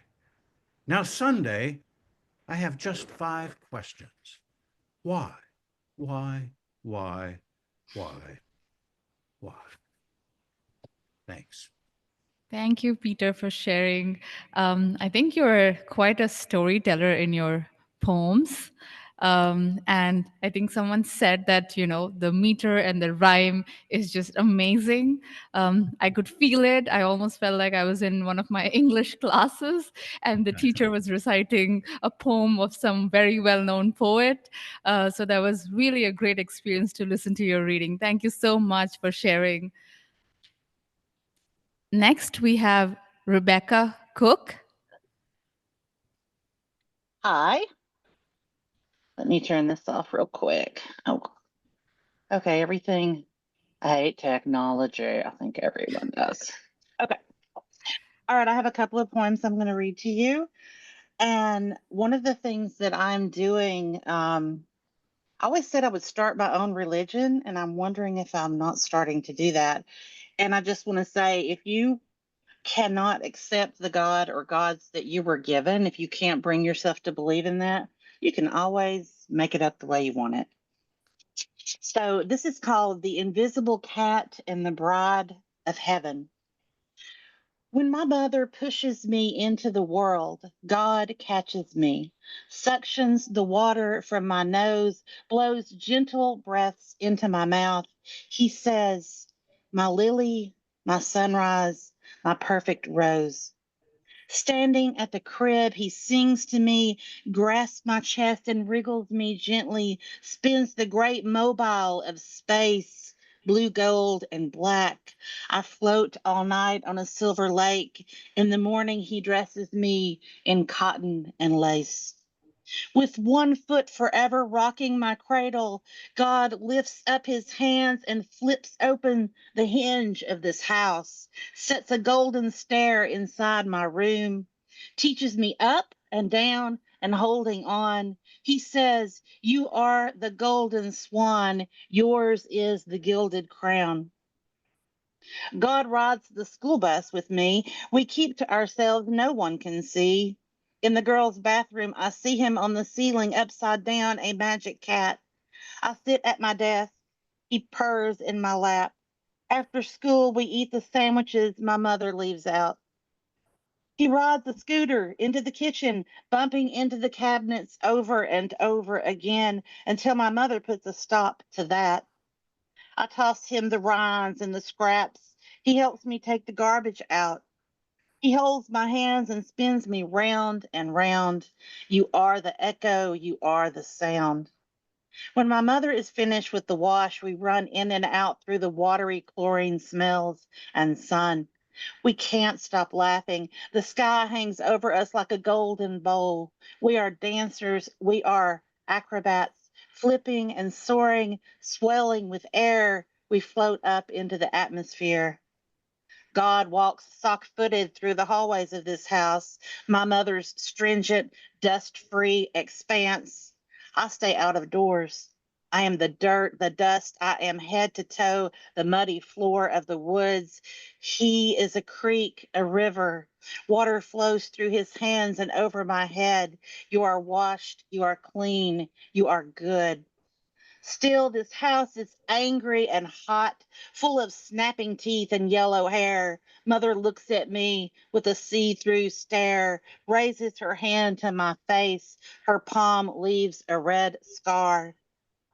God comes in and whisks me away into the cool caves of space. We stand behind a waterfall, a spray of mist rainbowing the air. We are spinning, spinning under the velvet ceiling. He twirls inside me. We move through the stars, one body of light. I am girl. I am growing. I am God. We climb up to the rim of heaven. We slide down its slippery sides into the places where it's covered in fancy boxes, birthday presents, cakes so chocolate white and tall they stretch up forever. He lifts me up, his beard scratches my face. He gives me his class ring. I wear it on my middle finger. It's a blue sparkle against my bedroom window. I wait for the sound of pebbles against the glass. I know he will come for me, climb the trellis of roses into my room. He will lie down beside me. I will snuggle into his muscly arms. I am the chosen. I am the righteous. When I wake up, I gather his loose hairs from the pillow. These are for the baby's nest. He chose me in my christening dress. I am the apple he plucked from the first tree. He buried me in my mother. He waited for me to grow up, to braid my hair with flowers, to lower the veil across my face, to call me forth at the appointed hour. He is standing now at the altar. I am walking to him through the fullness of time and space. I am floating across forever to be with him. I am the woman. I am the bride. I am the mother of heaven.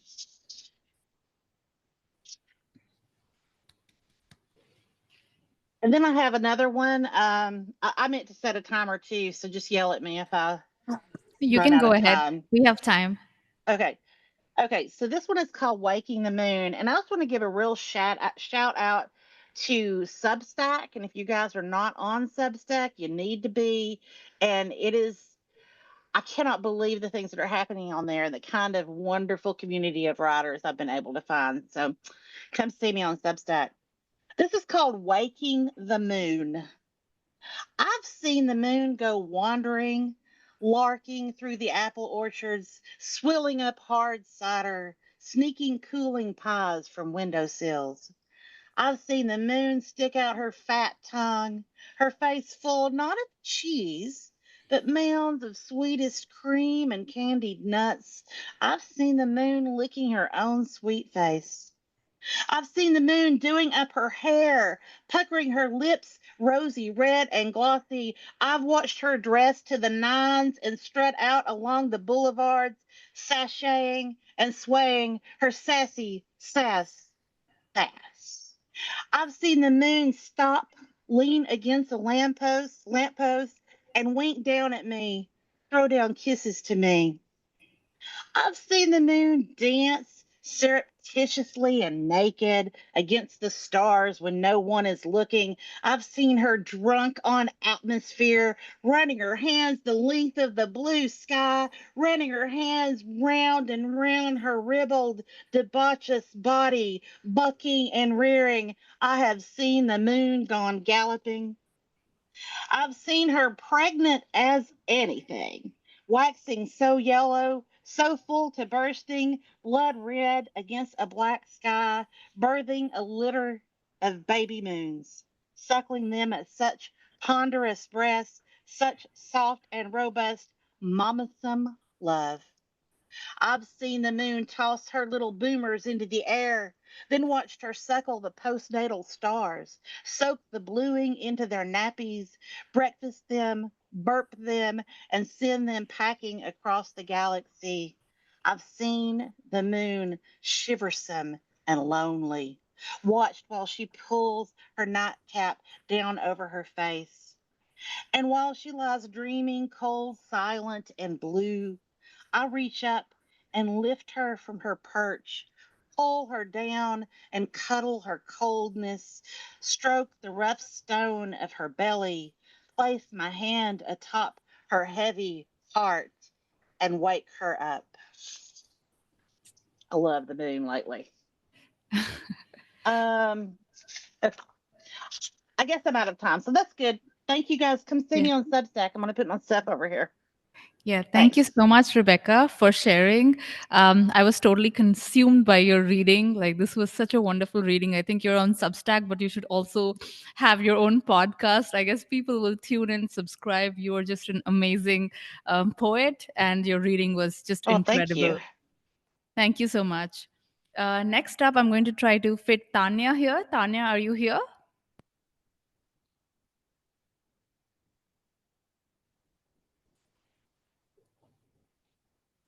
I can't hear you, Tanya.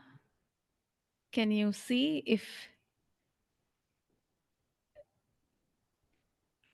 Are you on mute? Can you hear me now? Yes. Okay. I'm really sorry about earlier. It's just the perils of being a pet parent. I had my dog's feed time, so I had to step out. I'm really sorry about the delay. And without wasting any more time, I'd like to quickly bring out two of my poems. And one of them is called Teach Your Daughters. And this is a 7-link poem, which is a 7-line poem. And I'll quickly go into it. Teach your daughters to be fair and be just. Equip her if she's a wanderlust, with traits that funds can't buy, and with contentment and laughter, not words to make her cry. Teach your daughters. It's a really short one, but that's a little bit about Teach Your Daughters. And I'd like to talk about, why I wanted to write about this poetry. So India is a very heavily patriarchal society still. And, even though it's not very, very prominent now, it's still there in our subconscious minds. So it's just something that I've penned down coming from a family where I have personally never faced something like this, but I've seen a lot of this around me. So that really encouraged me to write this poetry. Tanya, do you have more to share? I do. I have my next poem, which is called A New Year Resolution. And I think before I move on to this poem, I'd like to speak a little bit about my inspiration about this poem. I think by the end of the year, we're all thinking about New Year resolutions and what we've achieved in life so far. And that's what encouraged me to write this. I had, and especially, the end of last year when I had spent the last 6 months just running around, making house, buying a house, not shifted, still in the same job, still trying hard, that it all just came out in this beautiful poem. I mean, I think it's beautiful only in words, but yeah, it's for you to judge. It's written in freestyle, pre-verse, with a little bit of rhyme scheme. So I'll go right into it. So we have New Year resolution. Today, the last day of the year, I look back at all that has been, at all the things that I adore and those that I fear, the world I aspire for and the one that I have seen. How could life be different, I wonder? For I wanted to be in a different place today. Was it precious time that I chose to squander? Or was it mere circumstances at play? An answer that no one but I can know. Am I guilty or sincere? Did I just go with the flow and let life happen, expecting a reindeer to carry me in a sleigh, gifting me a beautiful day? Enemies are plenty in life, leaving a tale of relentless strife. So I choose to call myself sincere, Today, in the last day of the year, giving myself hope to keep trying. Tomorrow's worth living and not dying. As I welcome New Year, I will not lose hope and will continue to persevere. Thank you. Thank you so much, Tanya, for sharing those two wonderful poems. I totally get the context of both the poems. The first one, I know what you're talking about. Even though patriarchy is not so palpable, it's not visible to the naked eyes, we feel it, and it happens behind closed doors, and it's there in our subconscious minds. So people operate with it. It also reminds me of the poem that Dr. Neal Hall shared for the Wingward Poetry Prize. It's called Matriarchal Patriarch, where it's not just the men that impose patriarchy in society, but it's also a lot of women, mother-in-laws. So, it reminds me of his poem. Thank you so much for sharing. If Sharon is here, I would like to fit her in because we missed her earlier. Sharon, would you like to go next? Yes, Sharon Dolin, you mean me, right? Yes, Hi, you. hi. Yes, I'm zooming in from California, though I usually live in New York City, so I'm on a friend's computer here. But I'm happy to read. Should I just launch in? Yes, absolutely. Okay. So this first poem, actually, I'm going to read two poems, and they are from my most recent book, Imperfect Present. And this is the first poem from which the title is taken. Can you hear me okay? Yes, absolutely. Yeah, okay, good. And it's something actually that my rabbi said, which was, make your home in the imperfect present.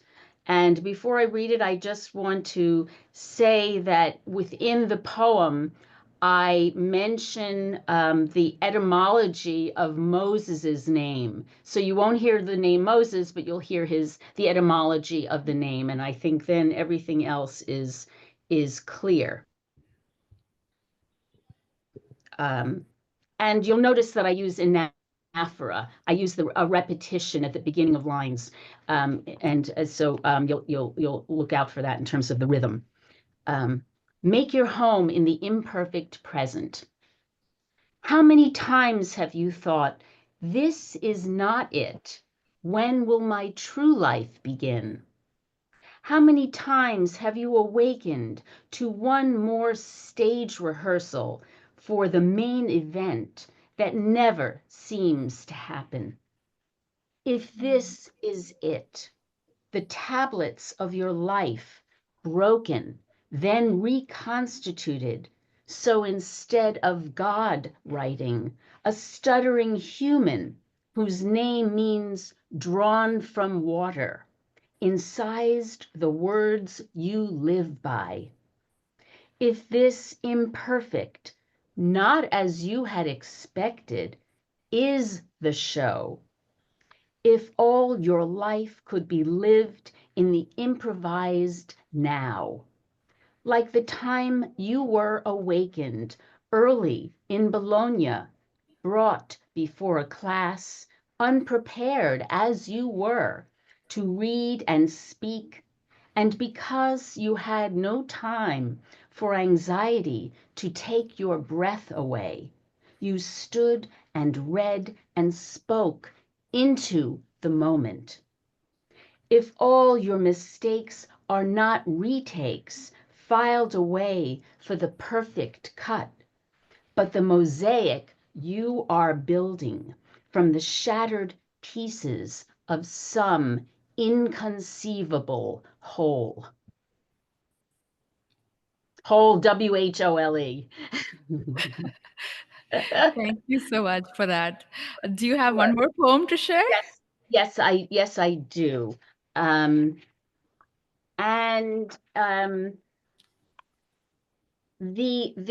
is also an anaphora in here, that repetition, and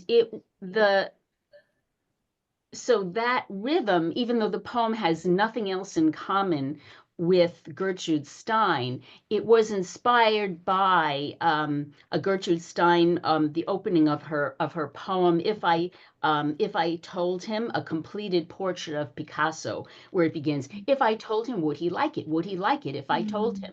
If I told him, would Napoleon, would he like it? It goes on like that.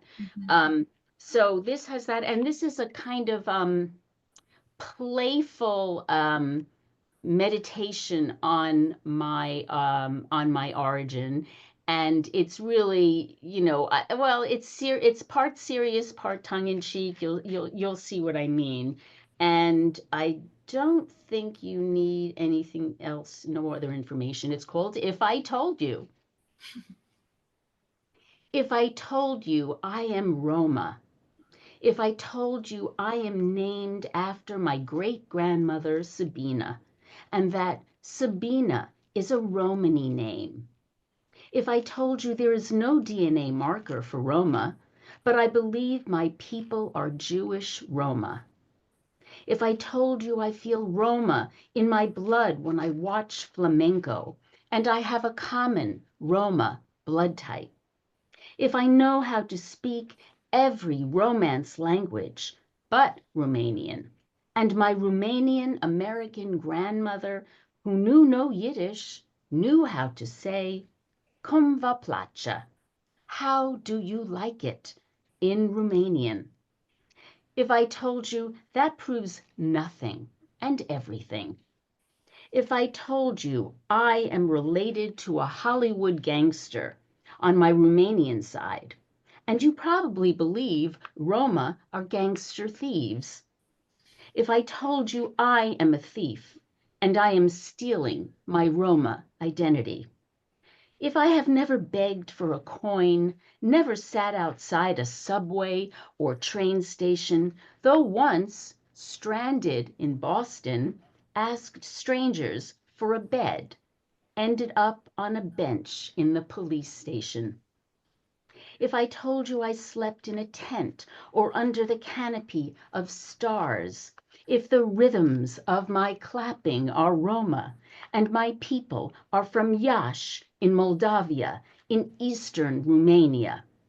If I told you Roma played at Jewish weddings and Jews played at Roma weddings, yet during the Iași pogrom of June 1941, Romani were caught laughing as they helped the Nazis. If this is when I have my doubts about being Roma. If I told you the Romani part of me believes only in song and the Jewish part insists on writing it down. If I told you some Romani have light eyes and hair like mine. If I told you that part of me never feels at home, and that part is a Romani Jew. That being an outcast once, why not be an outcast twice? Thank you. Wow. Wow. That was so good to listen to. Thank you so much for sharing that. It's really a pleasure. I'm sorry I'm late. It's 3 hours earlier than in New York. Yeah, for sure. That's true. Okay, so next up, we have Aditi. Yeah, hi. Yes, Aditi. Hi, I'm Aditi Surha, a 17-year-old who just graduated from high school. So I've been writing ever since I was 11 or 10, and this year, finally, I'm publishing and working on my own anthology. And my writing is deeply influenced by a quote from Sylvia Plath, which goes like, I am terrified by this dark thing that sleeps in me, and maybe that's why I write. Not to silence the sadness, but to give it a language softer than screaming. Other than that, a lot of my poetry explores melancholic themes because for me, those emotions are something that many of us can relate to on a deeper level. Today, I'm sharing two rather personal pieces. The first one is about a goodbye I never got to say, about a love that the kind that leaves, the kind that you chase, the kind that still aches. It's called The Last Goodbye. I dreamt of you. You stood in my home like you belonged, like the years hadn't torn me open and left me to stitch myself back together alone. Your face was unchanged, same smile, same eyes. But how dare you stand there? How dare you show your face, wearing the audacity like perfume, knowing the ruin you left behind? My hands trembled with fury, with grief too thick to swallow. So I took you to a corner, my voice breaking before my heart could while you looked at me hopefully. I wanted to speak, but pain is louder than words. So my hand met your cheek, once, twice, again. Your grin dissolved into silence, and then you were small again. Soft, wide-eyed, fragile, a child. And I hated you for it. But I couldn't stop. I hit you again and again with the weight of every unsaid thing, every scream I swallowed, every night spent crumbling beneath the weight of your absence. I hit you through my sobs, through my shaking breath, through the agony of loving something that only knew how to leave. And you just took it. No fight, no plea, no words to undo the past. You let me break against you, and when the storm settled, you looked at me, not with anger, not with sorrow, but with the quiet weight of understanding. You knew there was no mending this, no stitching together what had long unraveled. You saw maybe for the first time that love couldn't live here anymore. So you stepped away, not because you didn't care, but because you finally understood that holding on would only break us more, that there isn't another life for us. And I fell to my knees, drowning in the wreckage, grasping at the air you left behind. I dreamt of you, and I woke up, with my fists clenched, but my arms empty. Wow. Yeah, thank you. The next one is called Secondhand Bones, and it is about what it feels like growing up as a younger sibling, trying to matter in a space where someone else already did. So it goes like this. I was born too late to be their priority, too early to be my own. Hand-me-down stitched my childhood. Faded denim jackets and superhero toys. I was entrusted in shiny plastic Barbies, but I mostly played with Hot Wheels. By 4, I mouthed rap songs I still couldn't understand, and school was yet another place I just couldn't stand. Every step I took was borrowed, a mimic of someone else's. Victories claimed that were already won, while I was overshadowed. Why can't you be like him? He's so much better. You're his sister. That's why everyone knew me. They seemed to care little about my own identity. Aditi Surha, not as good as her brother. Perhaps she's one of few things, but can she do better? Different destinies which no one seemed to consider. I wore expectations like second-hand clothes, ill-fitted. Dinner table conversations were extravagant movies I never starred in. Just a watch or two stories lived in the past. I wasn't the first one to win a prize, and I don't know why that made me feel less glorious about mine. My failures were magnified, achievements brushed off. They call us younger siblings the attention seekers, but even when we won, it was still ignored. Perhaps our triumphs were never meant to echo, a whisper once in a while. Rather, expectations to follow trails of their footprints, a tale where our name will never imprint. Thank you so much for listening. Thank you. Thank you, Aditi. Both the poems were so good. The first one was a lot of like complex and deep thought put into really, simple words. So thank you so much. And the second one, I really did understand what you were talking about. And it's funny because I am the older sister and Saumya is the younger one, but Saumya was the one that I had to keep up with because she was smarter growing up. So I could really understand, your poems. Mhm. So next up, we have Blake Moore.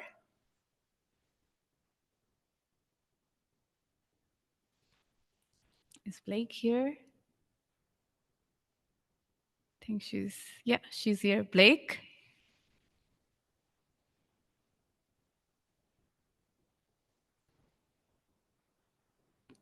Yeah, I'm here. I had to switch because my sorry, I am here.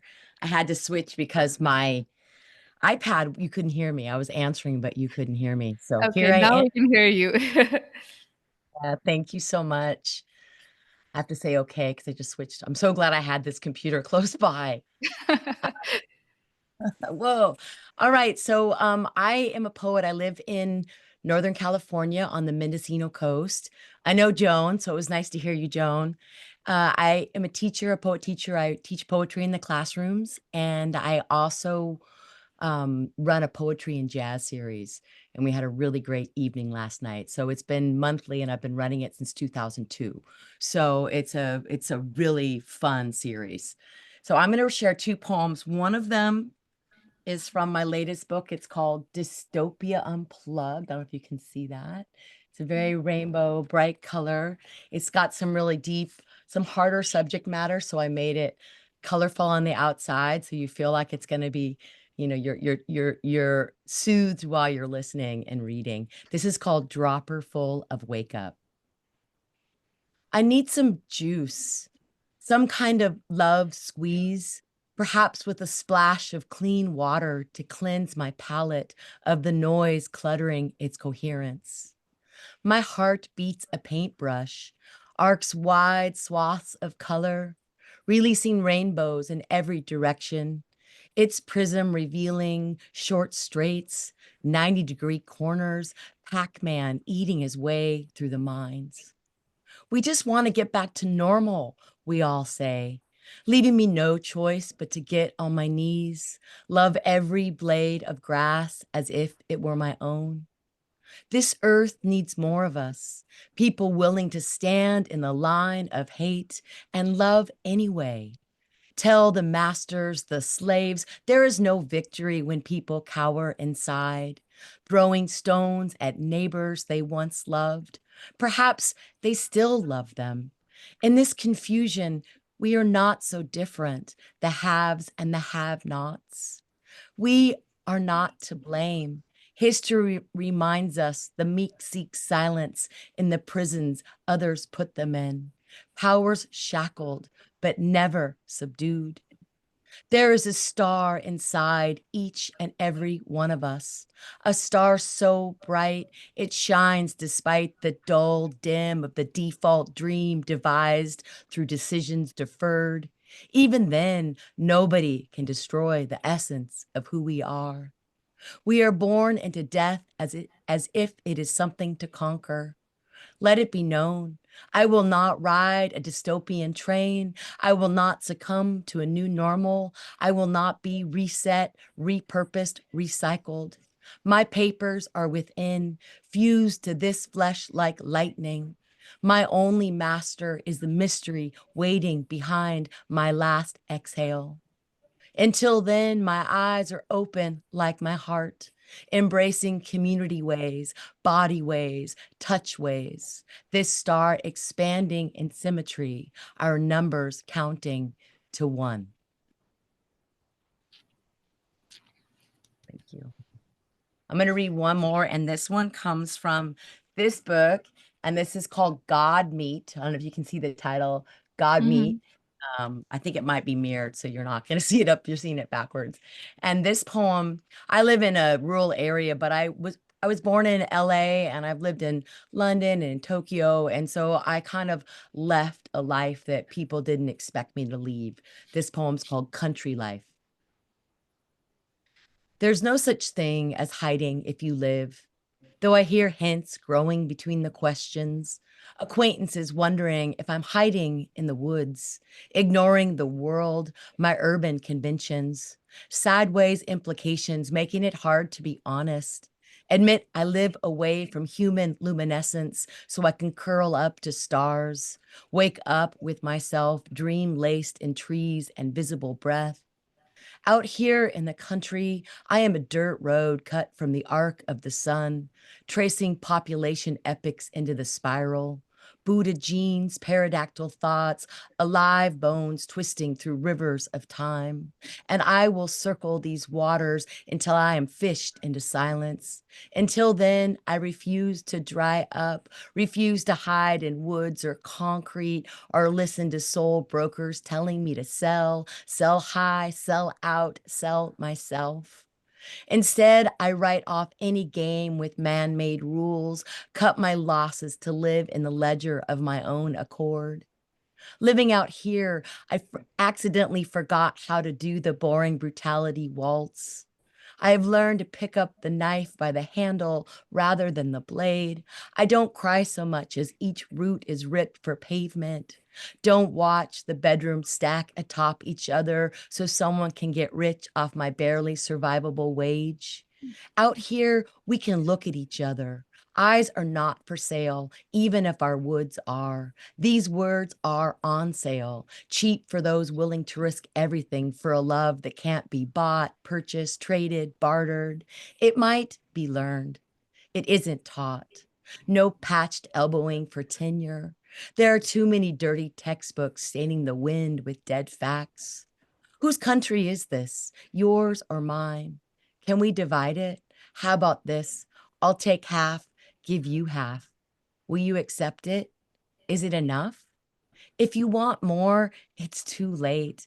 I gave my half to someone else so I could be whole. Look, my empty pockets are spilling onto the ground. Wow. That was so powerful, and I could relate to that so much. I know what it feels like to live in the countryside. There have been several moments in my life where I just wanted to leave the big city and move to the countryside because it's harsh out here. It's really harsh. And I love that poem. Thank you so much for sharing. Thank you so much for having me. What an honor. Next, we have Patricia McMillen.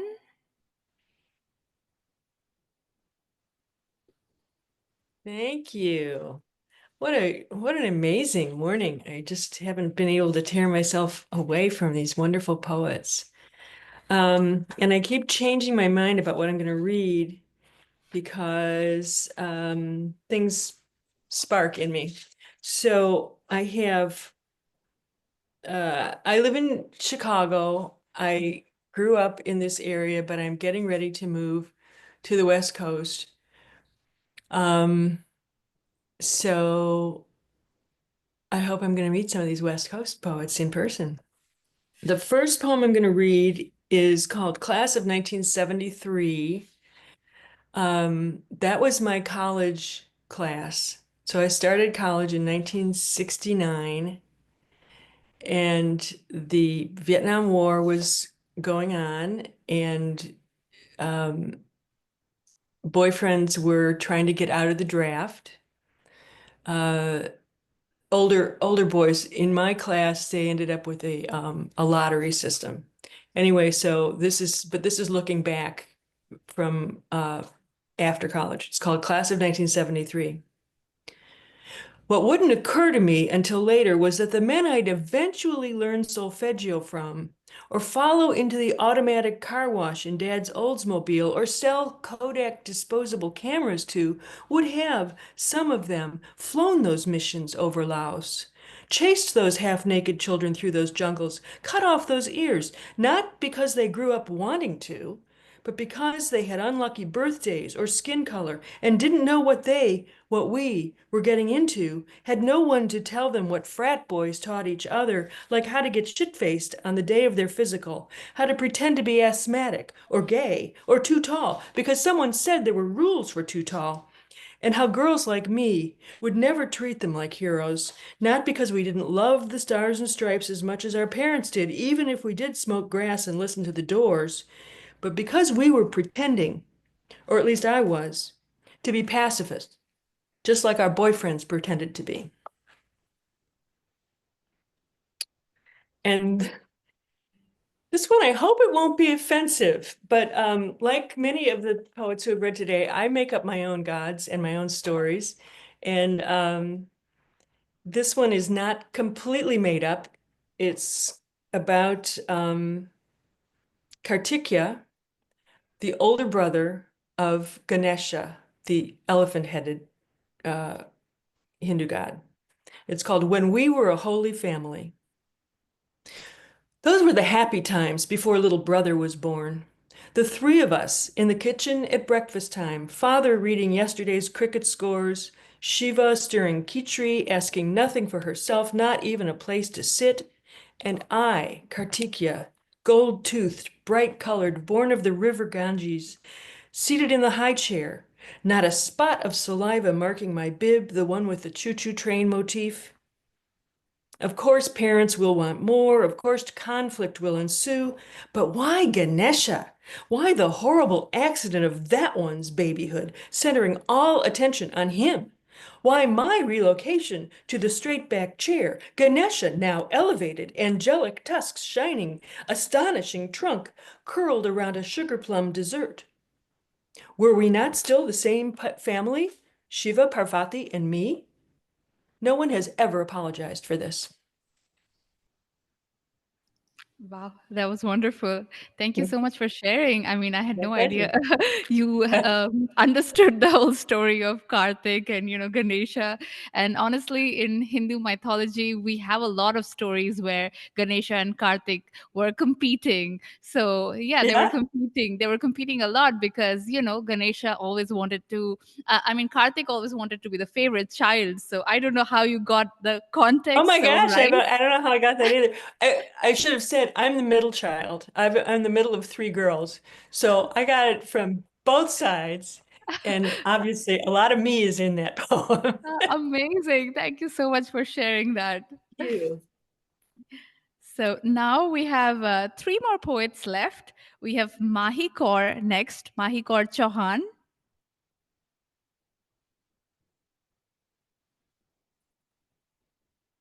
Mahi, are you here?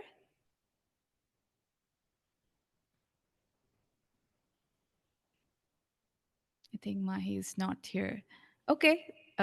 Next is Kanika Chaudhary.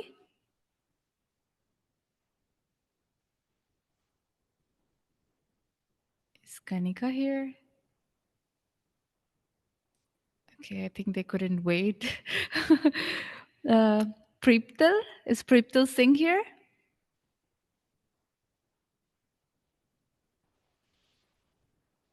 Our last three poets are gone. They have just vanished. Yep, they're not here. So I guess I'm going to let Saumya take over now. Yeah, maybe they were never here. I'm not too sure. Because there's some, handles that are joining us that just say iPhone. So it's hard to keep track of which poets are actually here and which ones are not. But thank you so much, Shrishti, for co-hosting, and thank you to all the wonderful poets who have been here. I'm definitely going to check out books. I'll see if I can find ebooks, though I prefer reading soft copies, though I prefer reading hard copies, I'm sorry. But I'll see if I can find the ebooks online of your works. If I can't, then I will definitely figure out how to get these books shipped to India. I'm very, very thankful for everyone who spent their time here. I think I think we still have some time. We'll have another like 15 minutes. So it seems like today's event is not going to run an hour extra, but I would like to speak about, the poetry scene in India and basically, what our contribution to it has been and how we see the future of the East meets West. So one of the things about India is that it's a very diverse country. I know that the US is diverse. I know that the UK is also very diverse. But the thing with India is, I think we have almost like 700 languages. There are 22 official languages of India, but every district, the culture changes, the food changes, the people change. So, given such a vast linguistic diversity, there is always that emphasis to know others because, a country working together with such diversity needs to empathize with each other, needs to put in some effort to know the other people. And I think it's our curiosity that really, really drives us into collaborating with different countries. It's a very inborn kind of curiosity. India also has a very large English-speaking population. We are very crazy about reading books. We love reading books. It's part of our culture. There are some very major literary festivals that are held in India, including the Jaipur Literature Festival. I'm not sure how many of you have heard of it. It has footfall of thousands of readers. There are people, who are traveling from the length and breadth of India. We've had a lot of, We've had Oprah. Yeah, we've had celebrities, authors and celebrities come in for the Jaipur Literature Festival. A lot of people, add it to their yearly calendar in India, whether it is, students and youth. And even if, they don't have the money for, other activities, they somehow figure out how to organize the money to travel to Jaipur for Jaipur Lit Fest. Because it's a major festival with authors from around the world coming in. We also have major book fairs, the Delhi Book Fair for one, the Delhi International Book Fair, which attracts like thousands of readers each and every day. And we have, different publishers who put out their books, different authors who put out their books. So there is this like emphasis in India where people are very driven to read. And that's one of the reasons that when we were curating the concept of World Poetry Project, we were thinking about what about English speaking readership with poetry. I think as of now in India, the more popular forms of readership are to do with fiction writing, are to do with novels, and poetry still in terms of like readership, in terms of like international authors whom we're reading, it's not the modern ones, it's more the ones who came in the 1900s, the 1800s. So it's a bit outdated, if I can say so. So such a collaboration can help not just in broadening our perspectives, but it is something that's very needed at this point of time.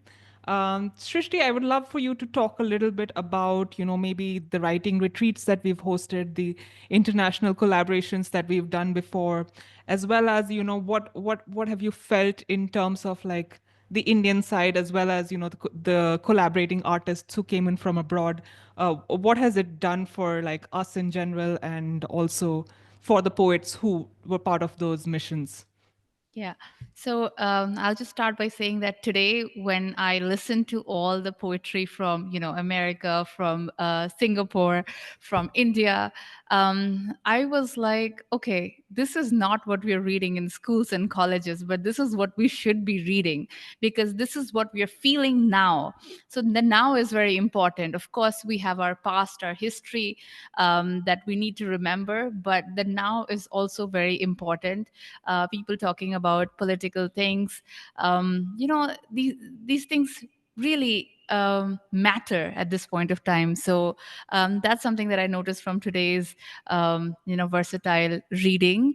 The work that we have done, we have always tried to include international authors and poets to be a part of our programs, because we really want our Indian poets, Indian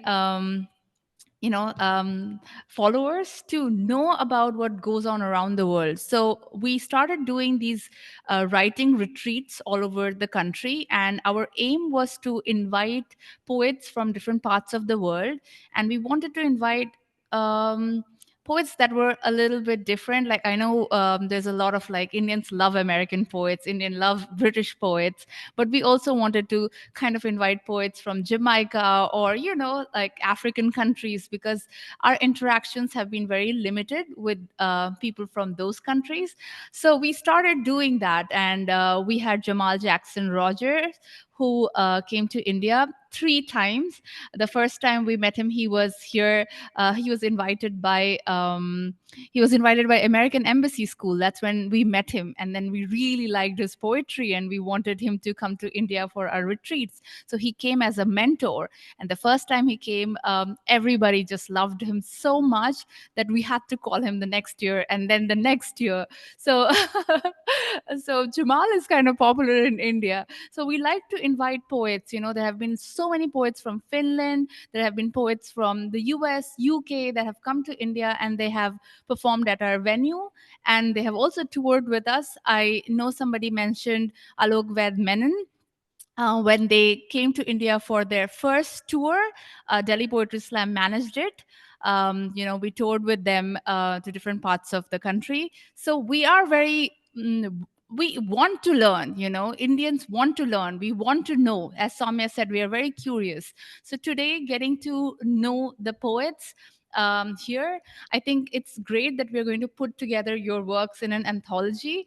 The listening to your poetry was great, but I guess, the reading will also be very impactful, and it will reach a lot more people. So this is going to be our little attempt to magnify the work that you're doing in our country, in our part of the world. So thank you so much for that. Apart from that, Can we? Yes. I have a question. Why don't we do a reading for that book? Do you see what I'm saying? To coordinate with the book when it's released, where we read our poems. Oh yeah, like a book launch, like a virtual book launch. Is that what you're saying? Yeah. Yeah, that sounds like a very interesting idea. I'll make a note of that. That's a very good idea. Yeah, that'll be amazing. So yeah, so I'm so happy that I got to listen to all of you today, and there was so much learning. I think a lot of young Indians were also a part of this, and I want to say this, that Indians love poetry. We just love poetry so much. We start writing very young. We host this competition, Wingward Poetry Prize, and every year we get about 5,000 to 7,000 submissions. So you can just imagine, how this country loves poetry. And on the closing note, I would like to say that tomorrow we are also going to be back with more poetry. We're also going to share more experiences of how we can not only magnify the work through the book, but also how we can share our works online. In what way? I think, Rebecca, did you say that you're on Substack?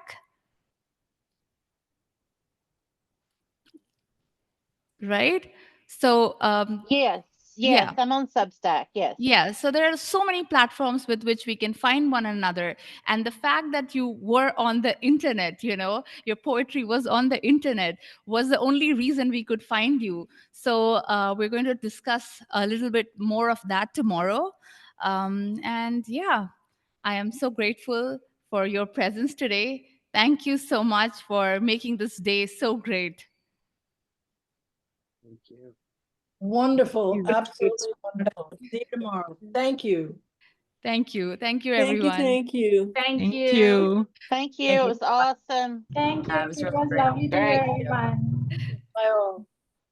Bye. Bye. Bye-bye. Bye. Still hanging out.